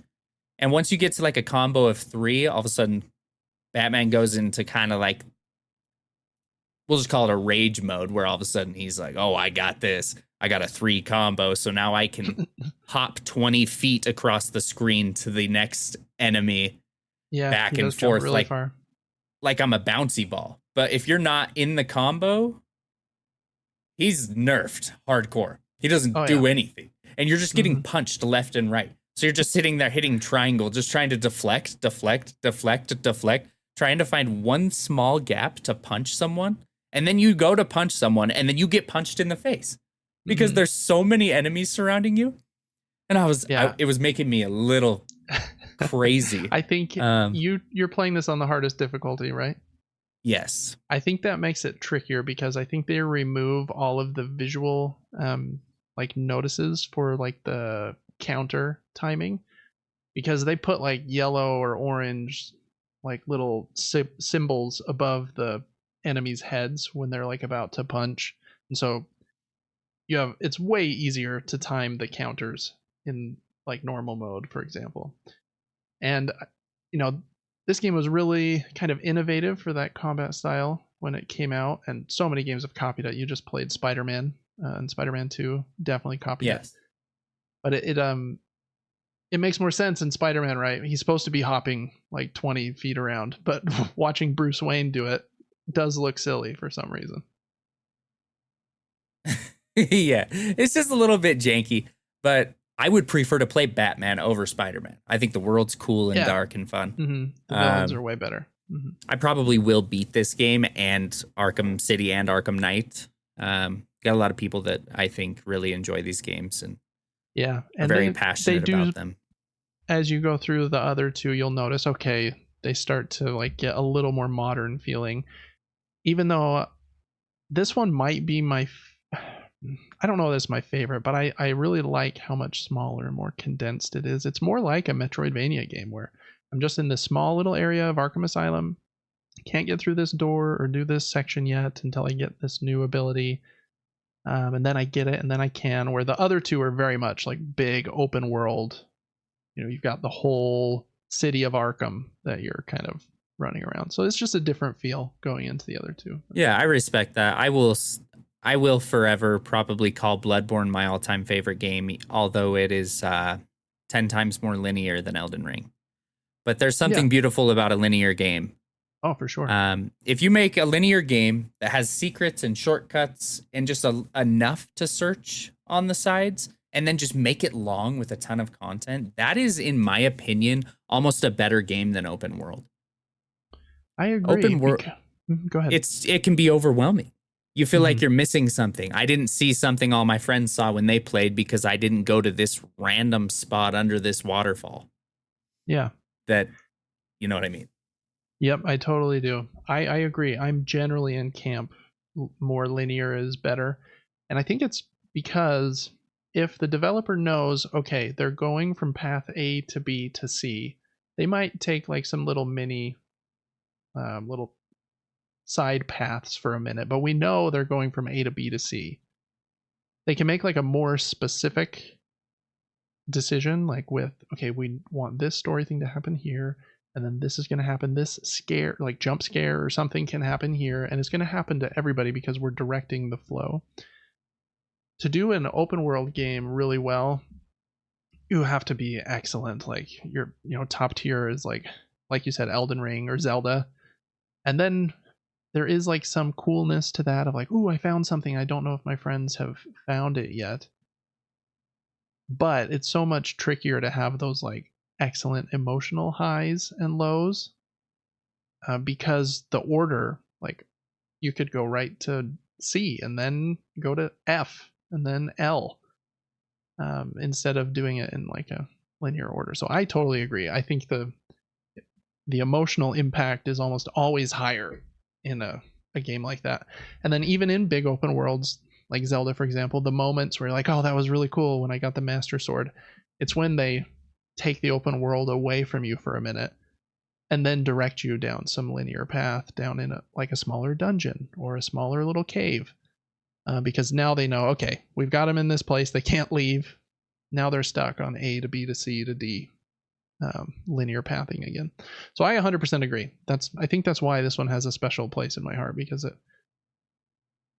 it's just tight, and it just kind of, the ending is kind of a little silly and nuts. You'll see when you get there, but yeah, very fun. I'm glad you're liking it, and I can totally see like the complaints though, because I feel like the games back then, they were made to run at 30 frames per second as well. So like they feel slow and sluggish as well. Like you feel like you can't control your character as well as you want to.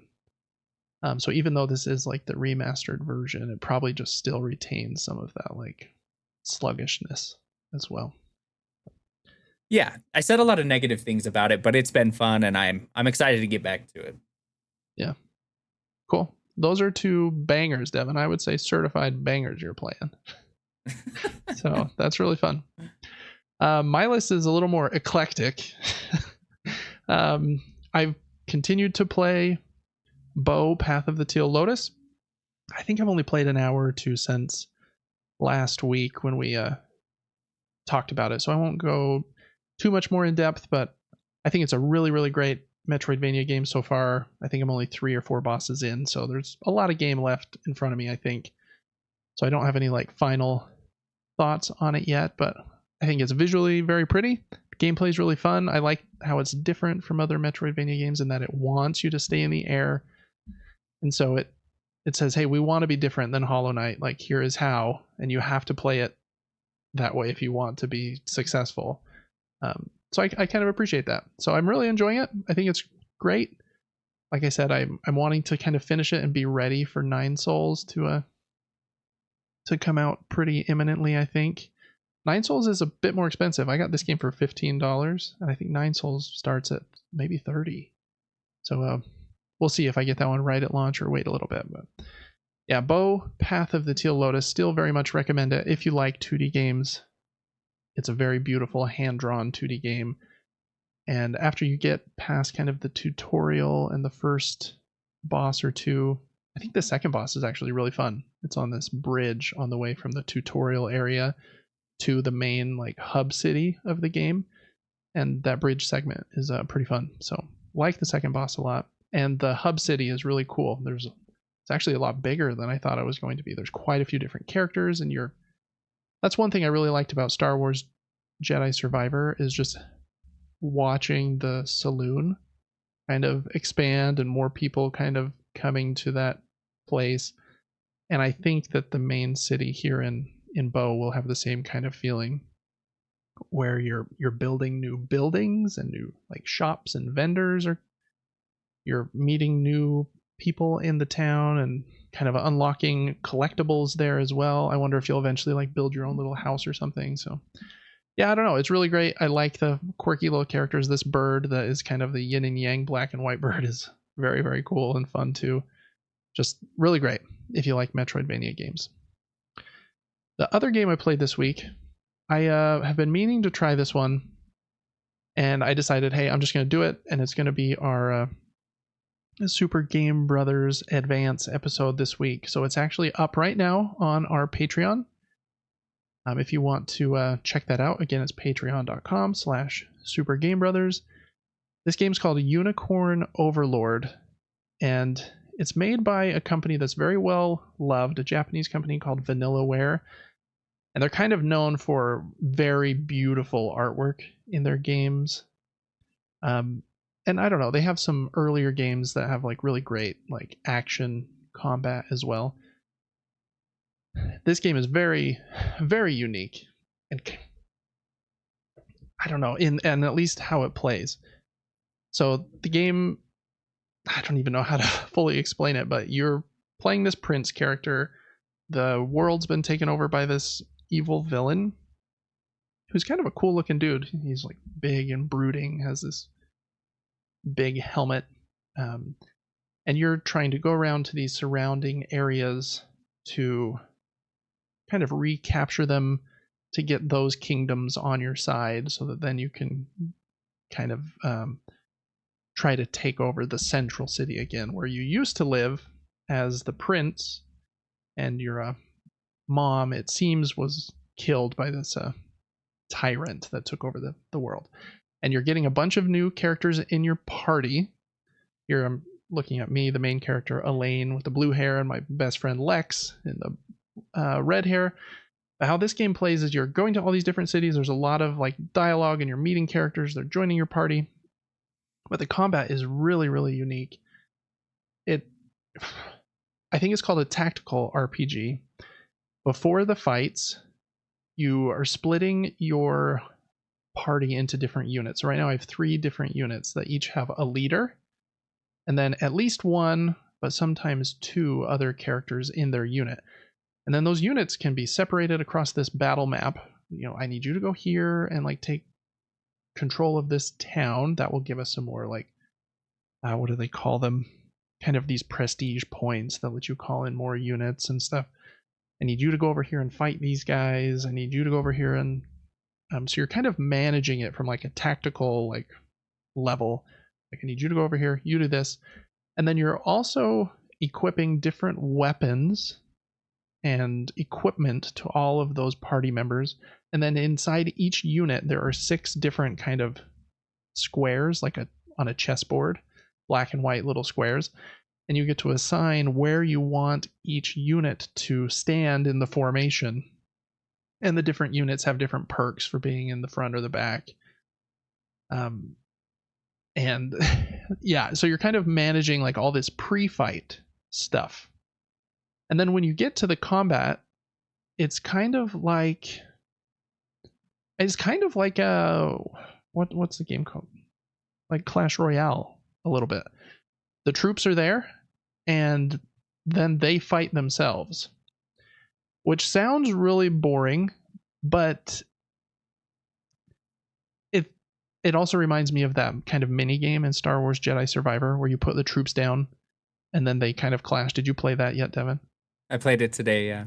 Yeah, but in that, I didn't really love that mini game. You do have to like beat all of the other characters in that to get the platinum, so I did that. But that game relied a bit on luck because even if you put them in like the perfect spot, they'll just kind of run randomly in weird ways, or like you'll get unlucky and get hit by a grenade or something.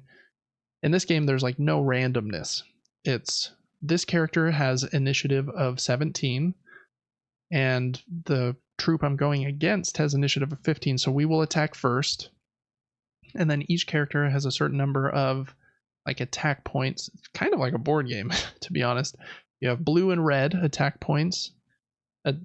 Red ones are just like primary actions where I'm going to do an attack. Or I'm the big shield guy, so I'm going to defend if somebody gets attacked. And those are generally the blue actions. They're passive traits that happen when triggered by some other event.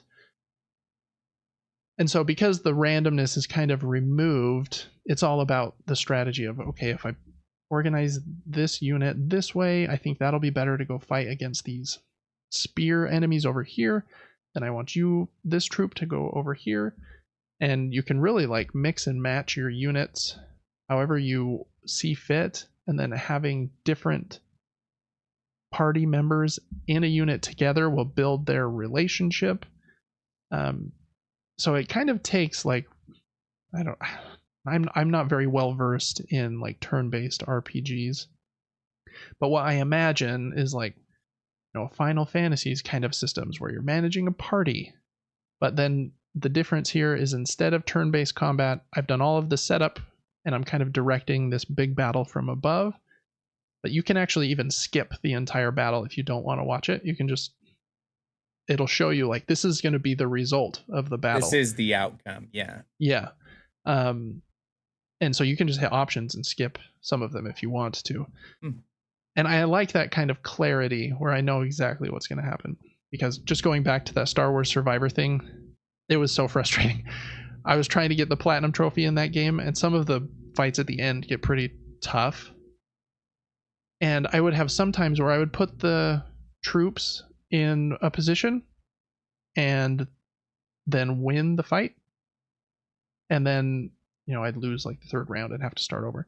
And then put the troops in the exact same position, same troops and everything, and lose that fight just because of the randomness of how they have run. So even though this might, from like a combat standpoint, sound kind of boring that they fight themselves, you're managing so much of it, it doesn't feel like super boring. Yeah, I'm not there pushing square to like make him slash, but everything is so predetermined and accurate based on the rules at play that you feel like you have a lot of control over it. So the story is actually really good. Almost all of the dialogue is voice acted too, which is pretty impressive. A lot of these games just kind of rely on text, and you reading it. So so far I really, really like it.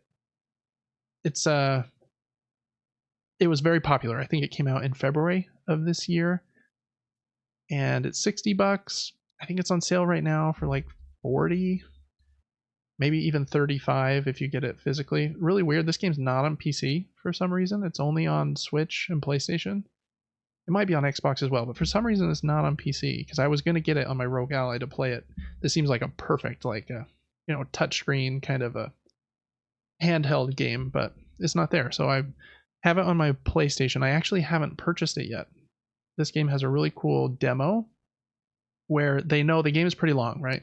To beat the whole game is probably like, I don't even know, because you could mainline it probably in 50 hours or something, but to do everything is quite a bit longer than that. So the demo is a 6-hour demo, which I feel like is very generous. I played the first 2 hours in this gameplay segment and then kind of gave my thoughts after those 2 hours, and I got through like the main tutorial, through probably 2 or 3 like big 20 to 30 minute fights after that tutorial.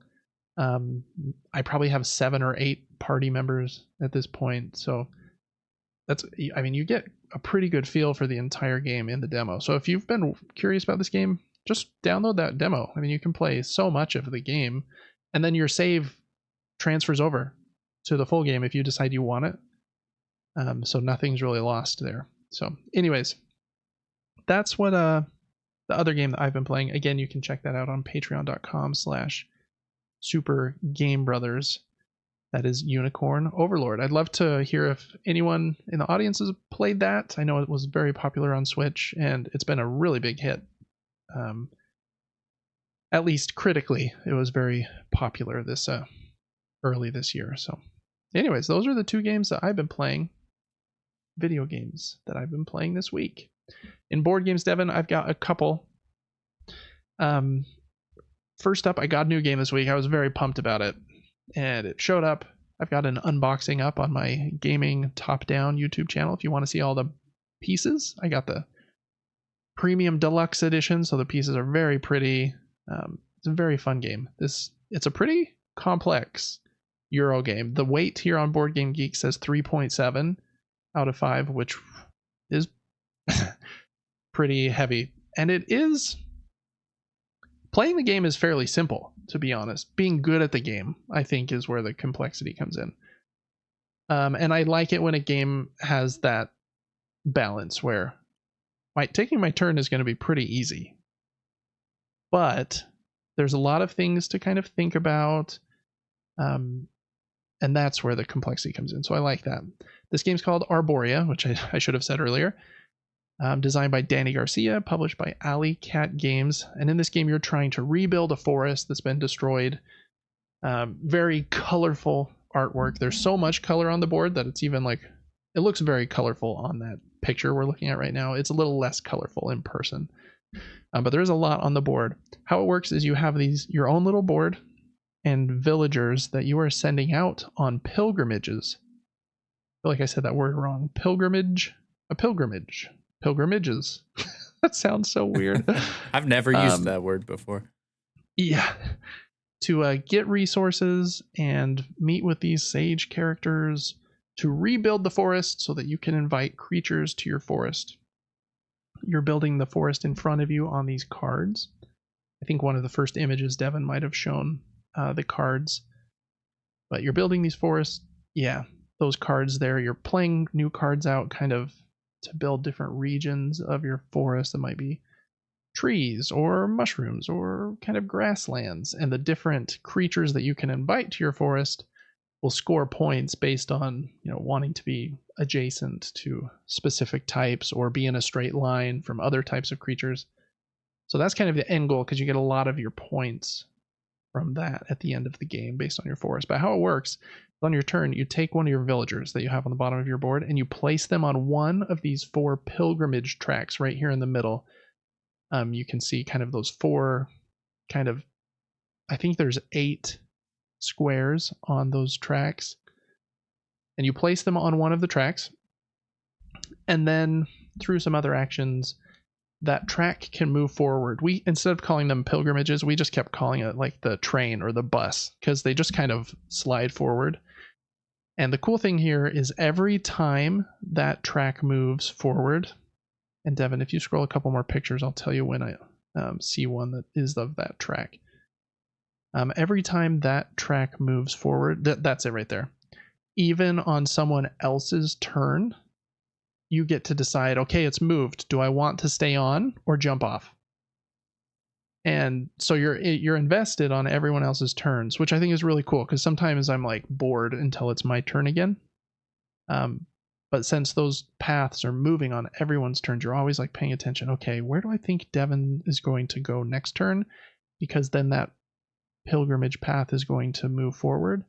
The farther or the longer you wait, the trail that you hop off on will get better.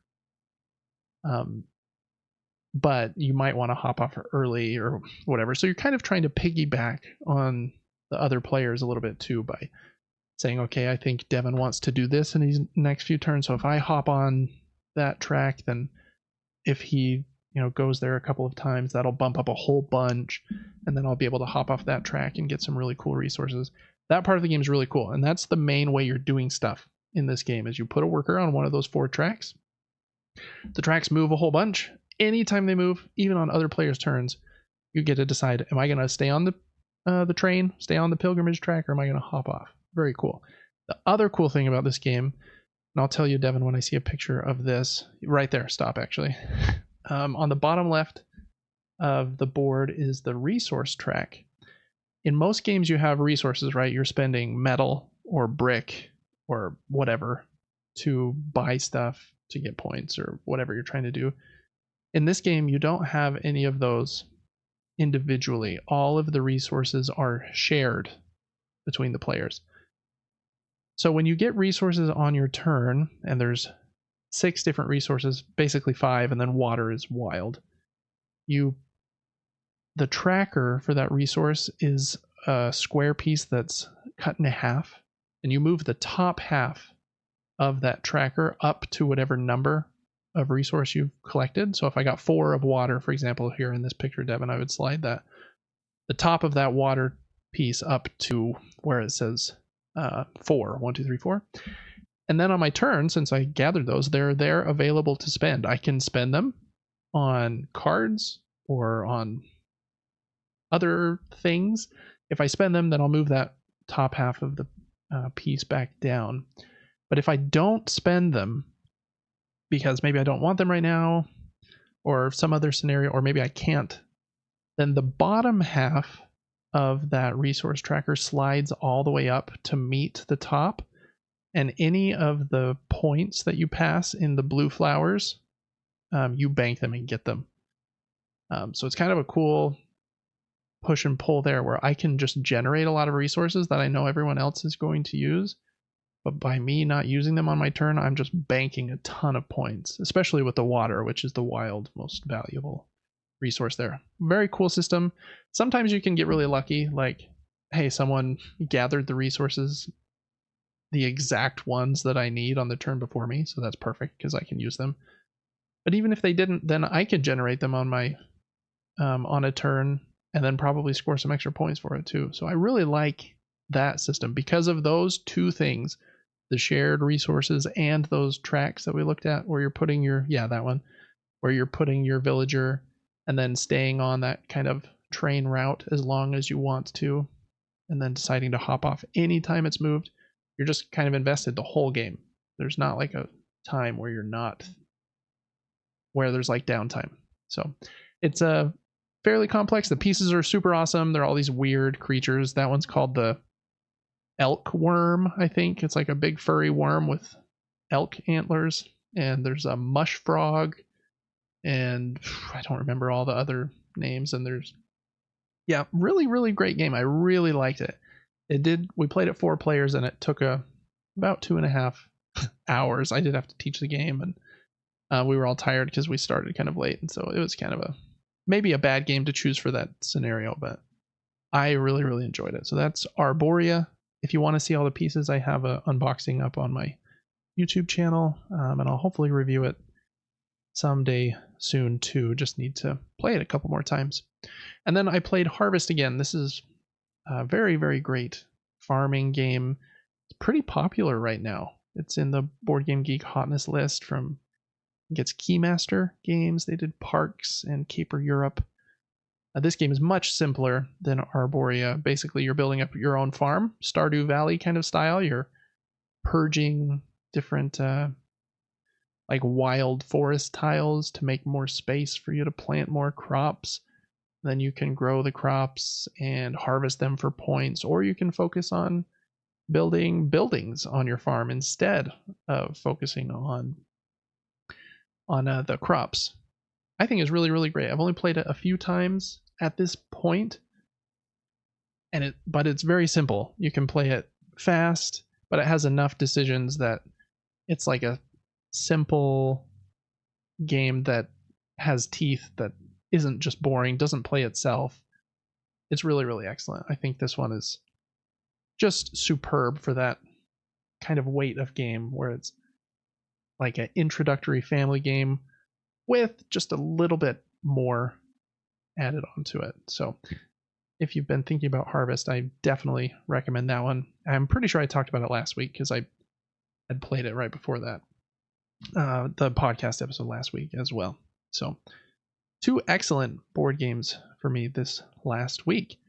And I just got an email earlier today that I should have another game delivering on Friday. This is the one we were kind of making fun of well, we weren't making fun of the name. I didn't know how to pronounce it a few months ago when it was in Crowdfunding Corner. It's a Dabawala. And that one should be here on Friday. So that'll be fun to unbox and hopefully get played before next episode. We'll see. I'm a little confused. It says on the tracking that it's going to be here on Friday, but it also says it's in Germany right now. And I'm like, I don't think both of those things can be true. So I don't know. Maybe it won't be here for a couple weeks, but we'll see. All right, Devin, that is it for the games we played. So let's hop into the news. There's just some video game news this week, and then we'll hop into board game crowdfunding corner. Since, again, there's not a lot of board game news until everyone gets back from Gen Con and there's more kind of stuff going on. Kind of a bummer here to start video game news. A few years ago, in 2020, a game studio called Ready at Dawn was purchased by Meta, or Facebook. Ready at Dawn has been making video games for a long time, and since being purchased, they made basically VR games. Lone Echo and Lone Echo 2, I think, are the VR games they've made, and I think that they were very well loved. And after the first one came out, I think that's when Meta purchased them, because they wanted them to make great games for their Meta Quest. Meta is closing Ready at Dawn down, which is a bummer. Before they were purchased by Meta, they worked almost exclusively with PlayStation.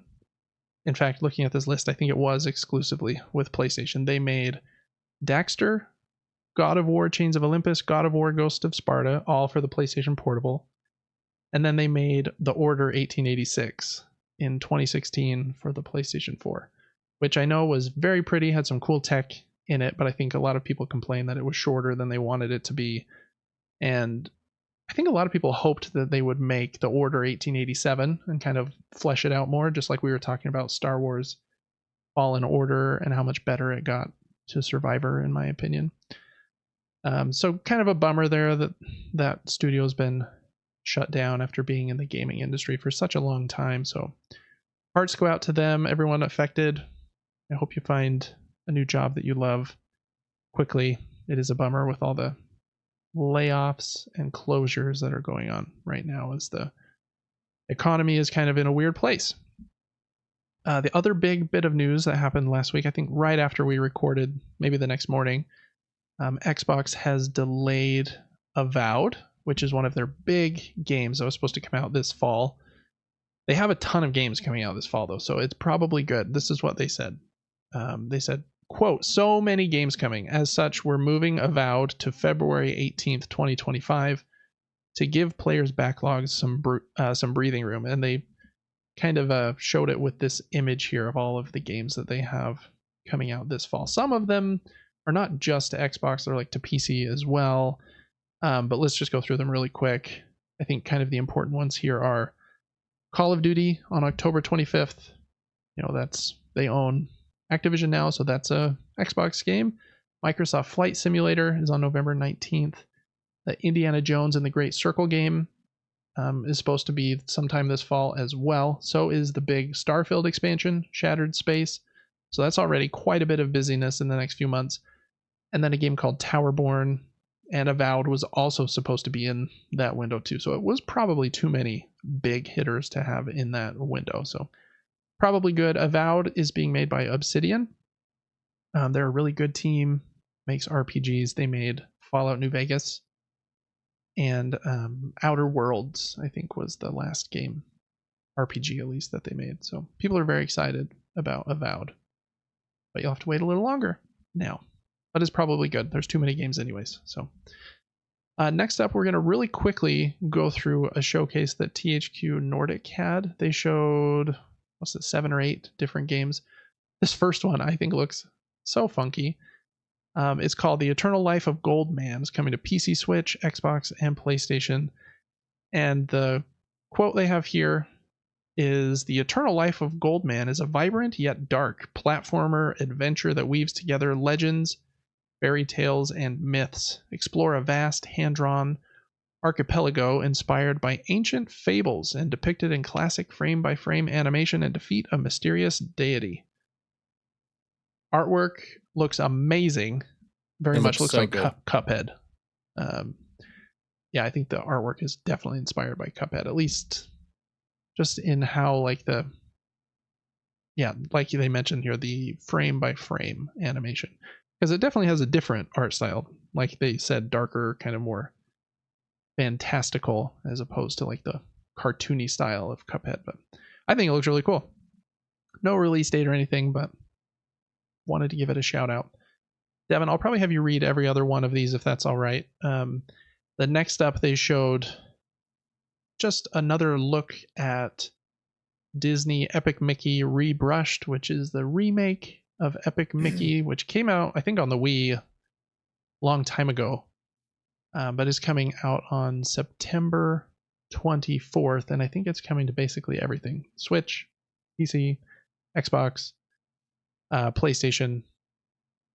And so, yeah, they just showed a bit more of that. I think this game looks really cool. It reminds me of games like, what was that called? D-Blob? I don't know. Just very colorful. D-Blob? I think that was the game, right? And I like a good 3D platformer. This one will probably be one kind of like Arkham Asylum that will feel kind of dated, just looking at like how it moves. But I don't know. I like kind of that nostalgic vibe of a 3D platformer like that. So I might really like this one. I'll read the synopsis. Okay, cool. Embark on a magical journey in Disney Epic Mickey. Rebrushed. Shape your adventure with the stroke of a brush and transform Wasteland as Mickey Mouse in this beautifully recreated 3D platformer. Ooh. Maybe it'll be good. Like I don't know. Yeah, I don't know either. I didn't play the original, but I remember thinking it looked cool. Kind of has this like Toontown vibe, then like creepy Toontown vibe as well. Like it would fit in Disneyland. But then maybe at like 11 o'clock, like the zombies come out or something. I don't know. I think it looks pretty cool. All right, next up, they showed a announcement for Wreckfest 2, which I think is just kind of a racing, kind of destruction derby style game.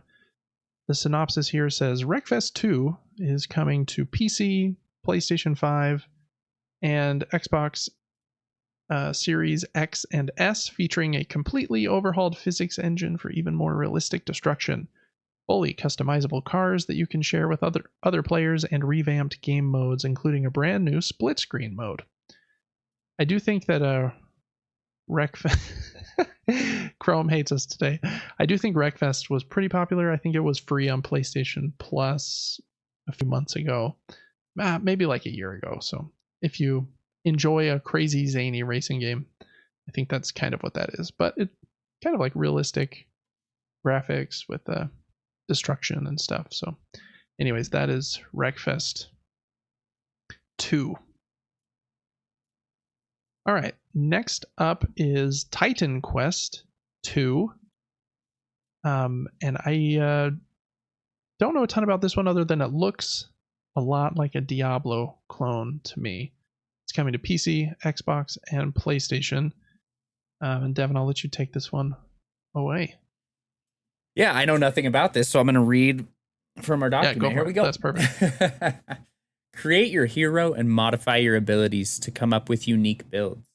Wield weapons of legend and battle mythical monsters. Grow your powers from those of a young mortal to a hero to rival the gods themselves.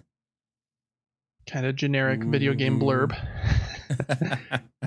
Yeah, I don't know. Hopefully it would be cool. It visually looks like it could be okay. I'm surprised there's no mention of multiplayer like in that blurb, because I feel like multiplayer in games that have this like perspective, like Diablo, for example, is like where most people love them. If this is a single player only one, it'd have to be probably really excellent, or I feel like people will overlook it. So we I do appreciate how it's not so zoomed out. Some top-down games are so zoomed out that the characters are tiny. Okay, it's kind of tiny right there. But back to Baldur's Gate 2, it seemed like sometimes you were a little bigger. You could see a little more detail, and I liked that. Yeah, I agree. Even if that was just like a a setting that you could change. I think that would be a good change. So yeah, if you like games like that, that is Titan Quest 2. Okay, next up is a remake of a game called Gothic. It's coming to PC, PlayStation, and Xbox. The original Gothic came out in 2001, and this remake is being done in Unreal Engine 5.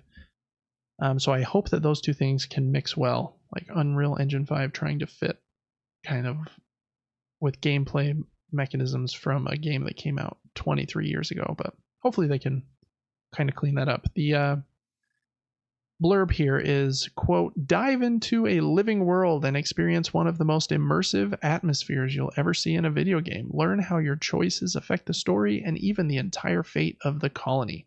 Welcome to the world of Gothic. Welcome to the colony. There wasn't very much in that blurb, to be honest, but to be honest, I think it kind of looks like Skyrim, but before Skyrim and budget Skyrim. So I don't know. Maybe it'd be great. Gothic has had quite a few games. I think there was Gothic 1, 2, and 3, and some spin-offs. So I think it's a series that somehow I have not really ever heard of or played. But who knows? Maybe with this remake, it'll be the best thing on earth. All right, next up is expansion for a hunting game, and I think this is the most popular hunting game right now. It's called Way of the Hunter, and this was like a surprise release, like, yay, the expansion's out now, go get it. It's out now on PC, Xbox, and PlayStation. It's called the Lintukotu Reserve DLC. Devin, I'm going to read this one so that you can read the next one, because I think you'll be more excited about that one when we get there in a sec. Explore the enchanting beauty of Lintukoto Reserve, from winding rivers to dense forests, and encounter a variety of unique wildlife like the lynx and the Arctic fox. I think it's supposed to be kind of like a hunting simulation where you do all the hunting things. I'm not a hunter, so I don't know what all of those hunting things necessarily entail, but it looks pretty. My brother-in-law, who is a humongous hunter, this is one of the only video games that I've talked to him about because I know he plays it. So you've got an endorsement from one hunter and an I don't know from me, but I think it looks cool. A lot of like those Cabela's games that we sometimes used to play as kids looked really rough, even though they were kind of fun, like just plowing through the woods on a four-wheeler and like scaring all the bears was basically all I did. But I don't know. It looks pretty solid, at least visually. Okay, two more here from this presentation from THQ Nordic. Next one is a teaser for a longer reveal that will happen at Gamescom. This is a teaser. I mixed two words. A teaser from Tarsier Studios. Tarsier is a company I really like. They made Little Big Planet Vita. And then they also made Little Nightmares 1 and 2. And so as far as like horror games are concerned, this is a very much a team that I really like. So this is a very short teaser, only a little bit is shown, but Devin, I'll let you take that one away. They're coming. From the creators of Little Nightmares 1 and 2 comes an entirely new vision. Unlike anything you've seen before. Find out more at Gamescom opening night live Tuesday, August 20th. Nice. That's what you wanted me to read, right? That's right, yep. And okay. The teaser was very short. I don't even know if you saw it. It's this giant pig with like a big cut down its side and his guts are hanging out. Oh, nice. And the pig says in a creepy voice, "They're coming," and then walks off the stage. So that's it. But just based on Tarsier's kind of pedigree, I'm very excited about that. That will be one of the things I'm most excited to see at Gamescom opening night live. I hope two things. I hope that Little Nightmares 3, which is being made by a different team, I hope it's good. And I hope that this new thing that Tarsier is working on is excellent. So excited about that one. Okay, and then last up, they ended with this little kind of tease here for a new Darksiders game. Another series that I haven't played an entry in. Darksiders is kind of like a, I don't know, God of War kind of clone. It was made, though, at least a couple of them, by Gunfire Games, who makes Remnant. And so just kind of knowing that, like, I'm much more in. The first game came out in 2010, then in 2012 was the next one, then 2018 was the third.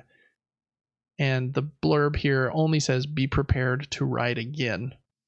But I think the player controls one of the 4 horsemen of the apocalypse in the different games, is kind of the what I was able to read about them. So if you like Darksiders, they're making a new one. All right, that was that whole kind of mini showcase from THQ Nordic. I thought some fun stuff. The Tarsier thing's cool. The Eternal Life of Goldman at the beginning, very much for me. All right, next up in news, we got a couple boring things. First, Sony revealed their financials. Devin's pulled them up here. There's lots of Japanese on that page, which is so fun. Basically, you don't need to see anything important. You can scroll on that if you want, just so people can see how long and boring they are. But in this financial report, Sony announced that they sold 2.4 million PS5s in quarter one.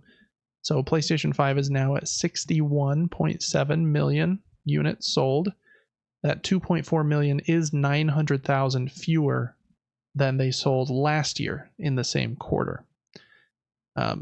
So we talked a few weeks ago about how Xbox's hardware sales are very much down, and PlayStation's are even down a bit too, year over year.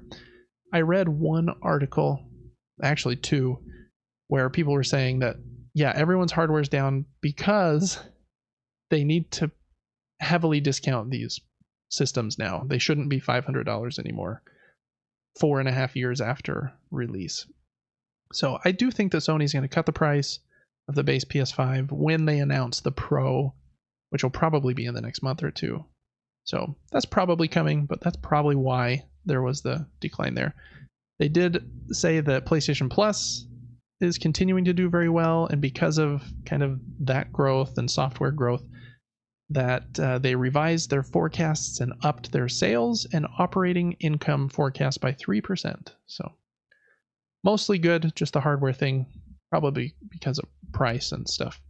And just kind of a slow year for big Sony PlayStation game releases. All right, Nintendo also released their financials. The Switch sold 2.1 million consoles from April through June, bringing its total to 143.42 million, which is a lot. There's this cool picture here, Devin. Yeah, stop right there, where they show this is Nintendo games and how well they sell. And you can see last year just how big of a chunk Zelda Tears of the Kingdom was of all of their sales, like more than half of all of the Nintendo games that they sold, which makes sense. It was their one big game of last year, but I'm sure there were some other ones. But anyways, I thought that was a funny image. And then at 143 million for the Switch, there's only 2 other consoles that have ever sold better, even if you're including handhelds. So that's the PlayStation 2 is the only home console that's ever sold better, and then the DS is the handheld that sold better. So the DS is at 154 million units. So about, if they get 11 million, they'll be 500,000 above the DS. Do you think it's just because the DS is cheaper that it wins? Yeah, in this? I think that helped. I think the DS had a lot of different versions too. There was the original DS, then the DS Lite that I think had a backlit screen, and then I think there was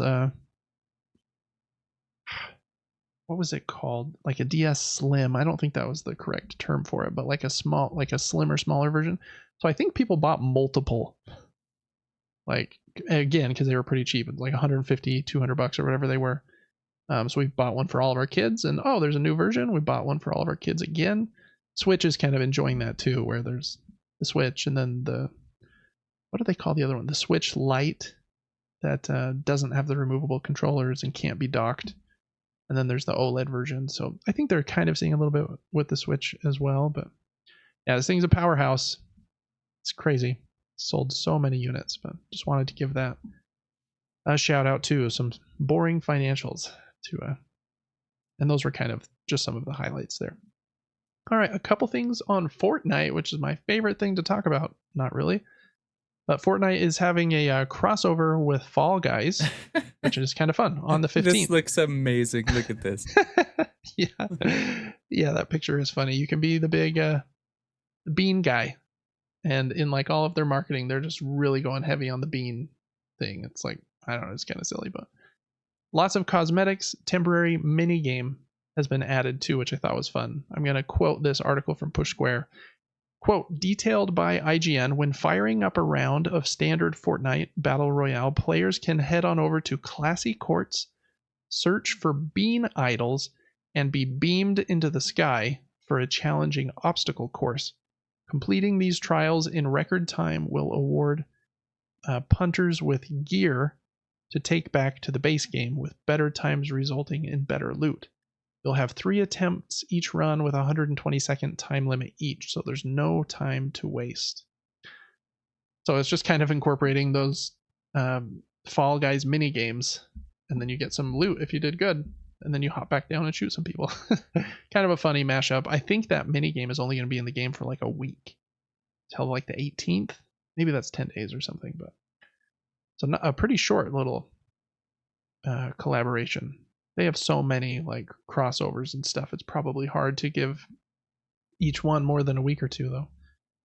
Anyways, the other Fortnite bit of news here is that they're making a change. I don't even think I had a link here, Devin, so you can probably just leave it there. Epic is making a change to the Battle Pass reward system. They're changing some verbiage, and now anything that was exclusive to Fortnite's Battle Passes can rotate into the item shop as long as at least 18 months has passed since that Battle Pass expired. So they said, quote, at least 18 months after a Battle Pass expires, any type of item from the Battle Pass may be added in the shop for purchase. These include outfits, back blings, pickaxes, emotes, instruments, decals, wraps, loading screens, banner icons, and more. Probably smart. I don't know how like the player base will feel about that if I grinded. Is that the right past tense of to grind? I ground. If I grinded 200 hours in Fortnite and got to level 100 or whatever and got, I don't know, the pink Mandalorian skin and nobody else has it, and then 18 months later all my friends can just buy it. I don't know. It's kind of a weird shakeup they're doing. Probably smart. They'll probably make more money because some of those really exclusive, like sought after things will now be purchasable from time to time. But I wonder if it'll make the customer base upset. I am very much not one of the customer base people, so I don't know. But I'm guessing if you read forums or talk to other Fortnite players, they would tell you. What's your opinion on that change, Devin? Good or bad? I think it's good for Fortnite. When I was playing it, we would get excited for the shop and always let down because they just recycled the same things over and over. You'd see similar items. So this will add a huge variety of things. So it's probably a money move, like you said. I think they'll make a ton of money from this. And I don't think they're really worried about a couple players being butthurt. They're going to be like, we get it, but you need to get what we're doing too. I wonder if there would be like a way where they could put some little note on someone's item if they earned it during the battle pass versus purchasing it. Like they put like a little star by like the item in your inventory. That's a great idea. You should submit that and get paid for that idea. Yeah, copyright, trademark, all the things Epic. You owe me 1% of everything that is made with a star on it. Anyways, so if you like Fortnite, there's a couple things. I think the Fall Guys crossover is kind of funny. Okay, a couple small things. The excellent roguelite card game Balatro has announced that they sold 2 million copies. I'm pretty sure that was made by a single guy. So, congrats to the multi-millionaire. Happy for you. Wish I was you some days. Excellent game, though. He deserves it. Or she. I don't know. Whoever made it deserves it. So yeah, they announced that. They also announced in that kind of update that they're going to have 3 fun announcements this year. The first one is that Balatro is getting its first free update sometime next year. So that'll be cool. I don't think the game has had like a big gameplay change update. So that is really cool. Hats off to them. 2 million copies of a game that costs $15, and he makes 60% of that generally. Well, what is it? 30% goes to the store holder. So he makes 70%, sorry, math, of that, and it sold 2 million times. He's made a lot of money. Anyways, he's probably made $20 million. Just if he made $10 a pop. Maybe he's only made $7 a pop, but that's, when we talked last week about how Braid Anniversary Collection, which is one of like the most influential puzzle games of all time, has sold like absolute crap. Wanted to highlight a good thing here where this game deserves its love, but also give some love to some other games, people. Yeah. Balatro's awesome. Next one was another sales announcement. Aggro Crab has announced that they've sold 500,000 copies of Another Crab's Treasure, which is that kind of Souls-like game where you play as a crab and you're fighting other sea life trying to get your shell back. It's supposed to be really good. I want to play it. I have it in my wish list on Steam and the PlayStation Store, so I'm just waiting for the right price. And so just to put that in perspective, this game is made by a team. I want to look now. How many people work at Aggro Crab? How many people work at Aggro Crab? 13 full-time employees as of 3 months ago. So 13 employees, sold 500,000, and they're probably very happy. That's probably a huge hit for them because the game was also free on Game Pass. So they got a chunk of money from Xbox, and it sold 500,000 copies. So they're probably doing pretty well. But then you got the one guy selling his game 2 million times. Just crazy how volatile and kind of timing and luck based a lot of these things can be. But I wanted to give a shout out to that game because I do want to play it. All right, and then last up, man, my face is itchy, so sorry if you hear scratching. 2 little movie and TV show bits of news. HBO released a 25-second teaser for The Last of Us Season 2. Looks absolutely excellent. Very much like visually looks exactly like it should. Like every shot I've seen, like some people have paired like those moments from the clip here to the moments from the game, and it looks great. And what's that actor's name that plays Pedro Pascal? Just so amazing. He's only on the screen for half a second there, and I'm so like, good. Yep, he's the best. He's so the good. best. He deserves the $1 million an episode or whatever he's making. I think he made $600,000 an episode in the first season. So I wonder what he's making this season. So very excited about that. It comes out next year. So if you want a tiny little tease, there's that. I don't want to get into spoilers, but from this tiny little tease, they tease quite some segments that seem to me pretty late. I mean, not like way late, but like halfway into that game, maybe.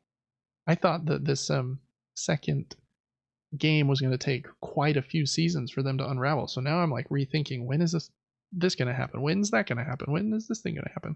I don't even know anymore. Who knows? All right. Last up, filming has officially started on the Until Dawn movie. I think it's being done by PlayStation Productions, who has done a pretty good job so far with the Twisted Metal TV show, Uncharted, obviously The Last of Us that we just talked about in collaboration with HBO. So this might be excellent as well. It's being directed by the director of Lights Out. And I think he directed something else that was big too, but I can't remember what it was. He recently told The Hollywood Reporter, quote, capturing the essence of the game, but with new characters, which I think is cool. This movie, Until Dawn, serves as a great standalone introduction to the world for the newcomer, as well as offers something new that the fans of the game will enjoy. I think that's a cool way to do it. That kind of takes the essence of the game, but as new characters. I even hope that the villain kind of the creatures in the game are different, or in the movie, excuse me. I thought they were pretty fun in the game, but like he said here, if it can capture like the spirit but be its own standalone thing, I think they'll do better. Because if I feel like I've already seen this movie by playing the game, which is basically a movie with button prompts, then I won't want to go see it, right? So, anyways, started filming. Hopefully, it'll be great. He directed Annabelle and Shazam. Ah, okay. As well. Those are some big movies. Yeah. All right. Well, Devin, any comments on any of that video game stuff? We kind of plowed through it, but none of it was like too crazy. Not really. It's just crazy that you can make a game so pixel art and make that much money using that game rules. A deck of cards. Yep. If you have a unique idea and the timing's right, man, you can do really well. Excuse me. I think of the guy that made Stardew Valley all by himself, and he just, he hit at the right time, just kind of started like the cozy farming simulator game kind of phase that like everybody wants to copy now. I wonder how many that has sold. Stardew Valley sales. It sold 30 million copies, so can't even imagine how much money that guy's made. That's nuts. Oh man, congrats to these people though, because it's it's very tricky and almost impossible, and the odds are not in your favor to find success like in the video game industry, just based on the number of games coming out, that people only have a limited amount of time. Like, is my game good enough to pull someone away from Call of Duty or to pull someone away from Fortnite? Like, your game's got to be excellent. And so it makes me happy when people do find success, but it's brutal out there. All right, last up today, we're going to go over board game crowdfunding corner, and kind of a smaller one this week. We've got 5 games here that we're going to go over, all of which end in the next like 10 to 14 days. That way you've got just enough time to kind of research them and decide if you want to back them or not. First one here is called Winds of Numasera, the board game. It's based on a graphic novel that is published by Dark Horse Comics. And in this game, you play as one of 4 different factions. And there are 4 different win conditions, and each faction is better at one of the win conditions. I think that anyone can win with any of the 4 win conditions, but each of the 4 factions like is more strongly suited to one of them. Like, one is more conflict driven, and one is more like focused on leveling up or taking over locations. Very, very pretty game. The artwork it's wonderful. Especially if you like fantasy. I think it's very, very well done. The game looks very pretty. It's basically kind of like a pretty simple card game. It looks like you're playing cards down on your turn. You can also trade with other players, and in the video it said you can trade at any time with anyone, which is usually something I don't like. I like a little more structure and rules around when I can trade and negotiate with people, because just one kind of more bombastic personality can kind of take over that scenario. But that can just kind of incentivize you to step up your kind of boldness A game too. So it's not always bad. It has some really great previews here, cool pieces. The base game I think is like $50 and includes like everything you need to play, all the cards and the board and cardboard coins and stuff. And so I think that's a pretty good price. I do get really frustrated with some of these. You get the game $10 off if you backed in the first 3 days, which is well past now. And so just because I back it later, like I have to pay $59 instead of $49 now if I want to back it, which is kind of a bad feeling. I do think that like Kickstarter projects, the first like few days are very important, kind of set the trajectory for like how much they're going to make the rest of the time. So that's why they do it. But man, that seems like a disincentive, at least to me, as if I'm gonna back it after that point. So I don't know. It's kind of a weird strategy, in my opinion, that some of them employ. Yeah, game looks very, very cool. You can win by either defeating 3 of your opponent's leaders, by controlling 4 locations, by leveling up kind of your faction, I think like 4 or 5 times. There was a 4th one. It might be related to having a ton of money or something. I don't know. I want to look at the gameplay a little more in depth, because even though that is 4 different win conditions, they seem very similar in that, like when I win a combat, I'm taking one of your leader cards and putting it in front of my board. When I control a location, I'm taking one of the location cards and putting it in front of my board. When I level up, I'm taking a level up card and putting it in front of my board. So I hope that those different things feel different enough when you're playing. But it seems to be doing pretty well. It's got almost 1,200 backers with 8 days to go, 130 grand. And like I mentioned, very, very pretty art. Ends on the 16th, so next Friday. Okay, next up is kind of a bundle where you can get all these items separately, but a bundle of 3 different games called Dungeon Days, Pirate Days, and Space Days. And I think it's being published by a couple of different companies. One of them is Zatu Games, which I think is in England. I've actually purchased one game from them because it wasn't available in America, and they shipped it overseas for me. But these are small card games where you're playing.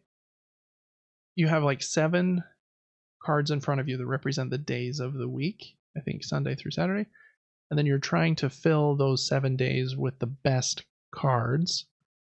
And those cards will either be pirates or aliens or whatever the third set was.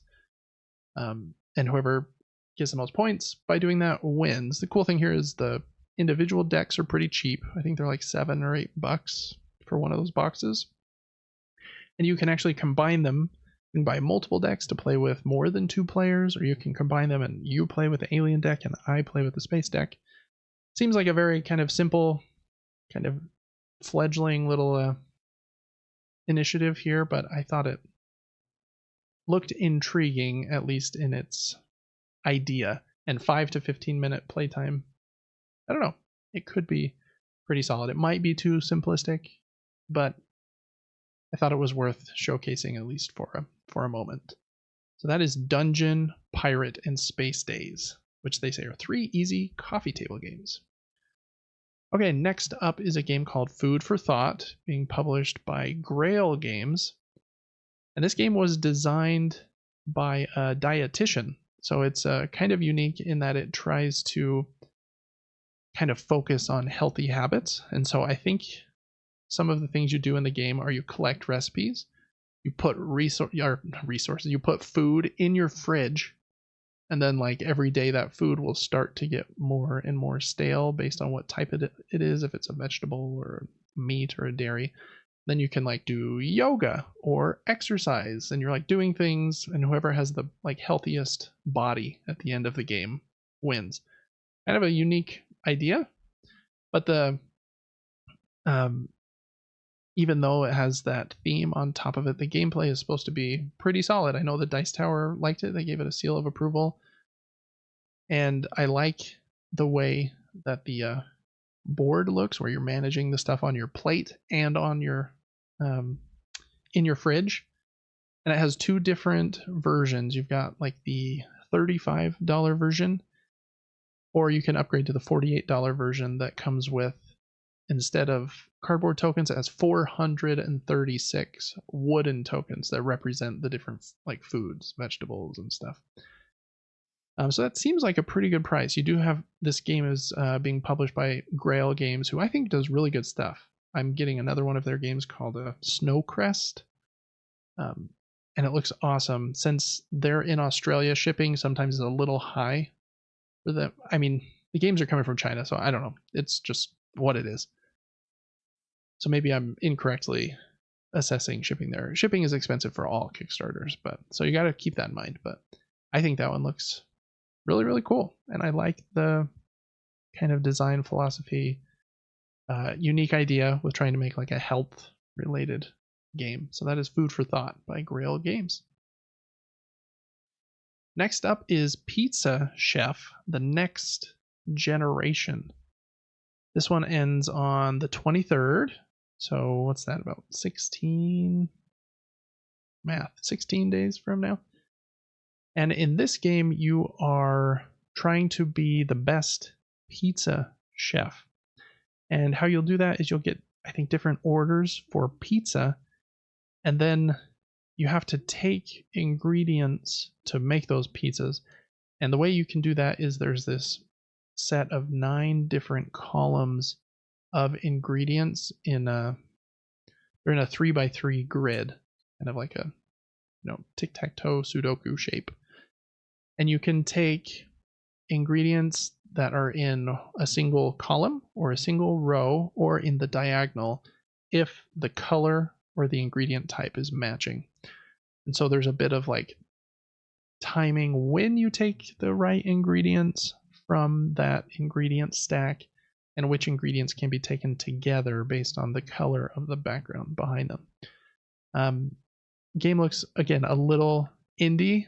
This is the first project that this Benki Games has created, so maybe think about that. But I like kind of the hand-drawn kind of, I don't know, it looks indie, but it doesn't look like ugly indie, in my opinion. I think it looks like kind of what's the word I'm thinking of? I don't know, heartwarming, or you're kind of rooting for it indie because it looks like solid, and like maybe their next game could be like also visually like astounding and hopefully kind of have the gameplay chops to match too. But I think it's a pretty simple and light game. You're basically just trying to be the best pizza chef by completing these pizzas. You can get a little expansion that adds some like mean cards where you can steal stuff or try to stop people from completing other pizzas, but you don't have to play with the mean cards if you don't want to, which I probably wouldn't. So anyways, that is Pizza Chef, the next generation. It has a $39 and a $44 version. I think the $44 version comes with that mini expansion I just mentioned. All right, and last up for this week is Reign of the Onyx King. This is a standalone sequel to an earlier game, which I can't remember the name of. But basically, this is a kind of unique idea where it's kind of like a tactical card game. Think like Magic the Gathering, but simpler. Where instead of having like a bunch of deck building that you're doing before the game starts, you just shuffle a single deck of cards and plop it on the table. And then everyone just draws from that one central deck when you're playing. Each player does have like their own bigger like character card, so you have a little bit of like asymmetry. But in the moment-to-moment gameplay, you're just drawing cards from the center and then trying to play cards that will go well with your character in order to win. And so because of that, it's kind of being pushed in this campaign, at least, as like a more like easier to get to the table. You can play it kind of with players that are newer to board games and card games because they don't have to think about all of those things beforehand. Like, how am I going to structure and build this Lord of the Rings The Living Card Game deck, where I need to focus on, my one hero and the companions that go well with them. This is like, choose your character, and then we're going to start drawing 5 cards, and then we're just playing. So, I don't know. I haven't played the game it's based on, but they have some pretty glowing previews on here and some reviews from pretty reputable people online. So I wanted to give this one a shout out too. I'm very picky with like the tactical card games, but it seemed like a unique kind of niche that they were going after. It looks like the first game is called Hero Tales of the Tomes. So if you've heard of that one, this is a standalone kind of expansion of that game world. ends on the 23rd. And that is all of the games for Crowdfunding Corner this week that end in like the next 10 to 15 days that I thought looked worth bringing up. So last up, Devin, we're going to do pick of the week. I stole the opening spot last week, so I'm going to let you go first like usual. What is your pick of the week this week? Reign of the Onyx King, the one you're looking at right now. Seems interesting enough. Yeah. I don't know. I like building a build, creating a build in game, you know? Yeah. Mm-hmm. And yeah, this is kind of a simpler version of something like that, but yeah, I can see kind how of you would catch like on to how to actually make a build and what could potentially work really well with a certain character type, that type of thing. Yeah. None of the other ones, I mean, I don't know. They all look decent. Who knows at the end of the day? I mean, it is hard to know. But yeah, for me, I was split between two. I think the Winds of Numasera game, like visually, looks incredible. I just would need to do a bit more research on the gameplay and see if it feels like the trading and negotiation is safe and nerfed enough that I would enjoy it, and that the different win conditions seem like fun and different as opposed to, oh, we're all just kind of doing the same thing, just slightly differently. So little bit to look into there. So my pick of the week will probably be food for thought. I like Grail games quite a bit. I think they have great pricing. Those 436 wooden tokens are really cool in that version of the game, and pretty unique.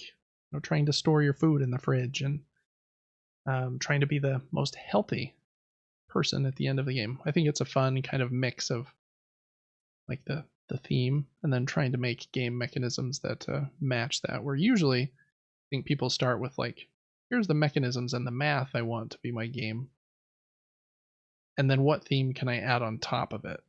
Seems like they kind of started the reverse direction designing, so kind of fun. All right, but yeah, a few good ones. Not a ton of games this week, but a fun chat and look through some of the games in crowdfunding nonetheless. So that is going to do it for Crowdfunding Corner this week. All right, and then Devin, just in closing, one little bit of news. I held out of the news section. It's a little bit old at this point because it, I think it happened right after we recorded last week, just like a couple of the other things did. But Game Informer, the very famous video game magazine company, is closing down. And it's kind of annoying. I was trying to find like old Game Informer covers, and I can see that like Game Informer has like a cover history where they would list all their covers, but every sub URL on Game Informer all redirect here now to this farewell page. I couldn't figure out how to get around. There's probably smarter people than me with, the internet that can do that, but yeah, they're closing down. They said after 33 thrilling years of bringing you the latest news, reviews, and insights from the ever-evolving world of gaming, it's with a heavy heart that we announce the closure of Game Informer. From the early days of pixelated adventures to today's immersive virtual realms, we've been honored to share this incredible journey with you, our loyal readers. While our presses may stop, the passion for gaming that we've cultivated together will continue to live on. Thank you for being part of our epic quest, and may your own gaming adventures never end. With that kind of happening, I wanted to ask you, Devin, as the closing question here. Do you have any memories or opinions on video game magazines? I feel like, I was born in 1990, and they were around for a little bit, but by the time that I had money, I feel like they were starting to be on their way out. So I feel like I just slightly missed the buzz with video game magazines. And so we didn't really have many like in the house. The only one I can remember, and I think I bought it when I was like 16 or something, or we maybe even got it from a cousin. I remember one that had Super Mario Galaxy as like a featured article. It may have been on the cover too, but it was the like big featured article like 6 months before Super Mario Galaxy came out. And that's like the biggest gaming magazine memory that I have, was being obsessed with that magazine and like, wow, this Mario game's going to be in space? Like, that's crazy. And that, to this day, is probably my favorite Mario game ever. I love Super Mario Galaxy. And I wonder if it has to do with like all that pre-hype I had from reading that magazine like 25 times. But I remember skimming some others whenever there was one present. I was like, oh man, these are so cool. But I never had like a subscription to one. Didn't like go buy them every month when they came out. So I don't have a ton of memories with them other than that one specific one with a Super Mario Galaxy. Devin, you're a year and a half younger than me, so you might have had the same experience with them kind of being on the way out by the time you had money. But any memories or anything with video game magazines? I wanted to have a really great story to tell you in this closing moment, but no. Yeah.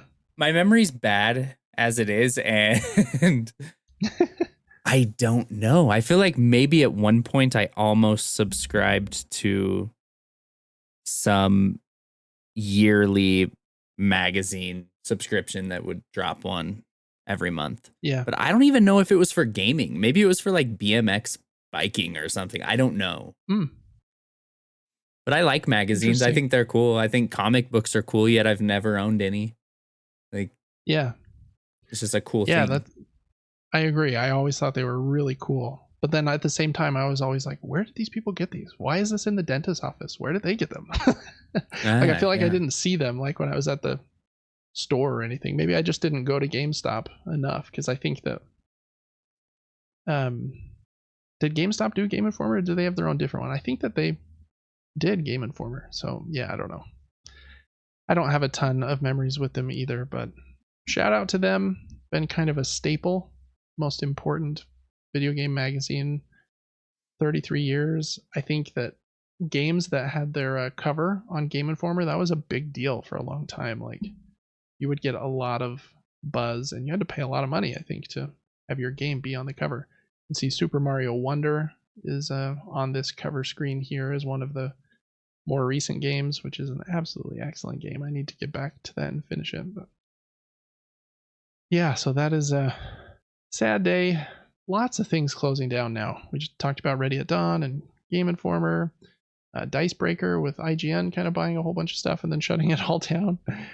It's crazy.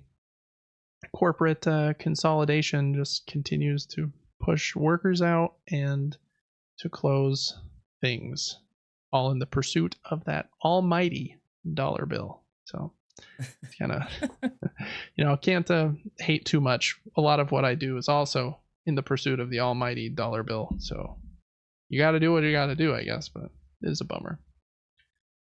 All right, Devin. Well, that's going to do it for episode 19 of the Super Game Brothers podcast. Thanks so much for listening, everyone. We really appreciate you. Make sure to check out our YouTube channels, Super Game Brothers, for video game stuff, and Gaming Top Down for board game stuff. Our Patreon at patreon.com/supergamebrothers. You want some extra perks to see the exclusive videos that are going up there. Like I mentioned, I played Unicorn Overlord for 2 hours. You can check that out. You want to see what that demo is like. And make sure to check out Devin on Twitch, YouTube, and TikTok. He's Player 4 on Twitch. He streams on our Super Game Brothers YouTube channel, and he's Player 4 TV on TikTok, I believe. And he streams there on weekdays, playing Star Wars and Batman right now. So some really fun games to watch if you want to check those out too. Yeah, thanks again. And I think, Devin, so that you can get to bed, we're just going to jump right out. So till next week, have a good one, and we'll see you on episode 20 in 7 days. Bye-bye. Till then, see ya.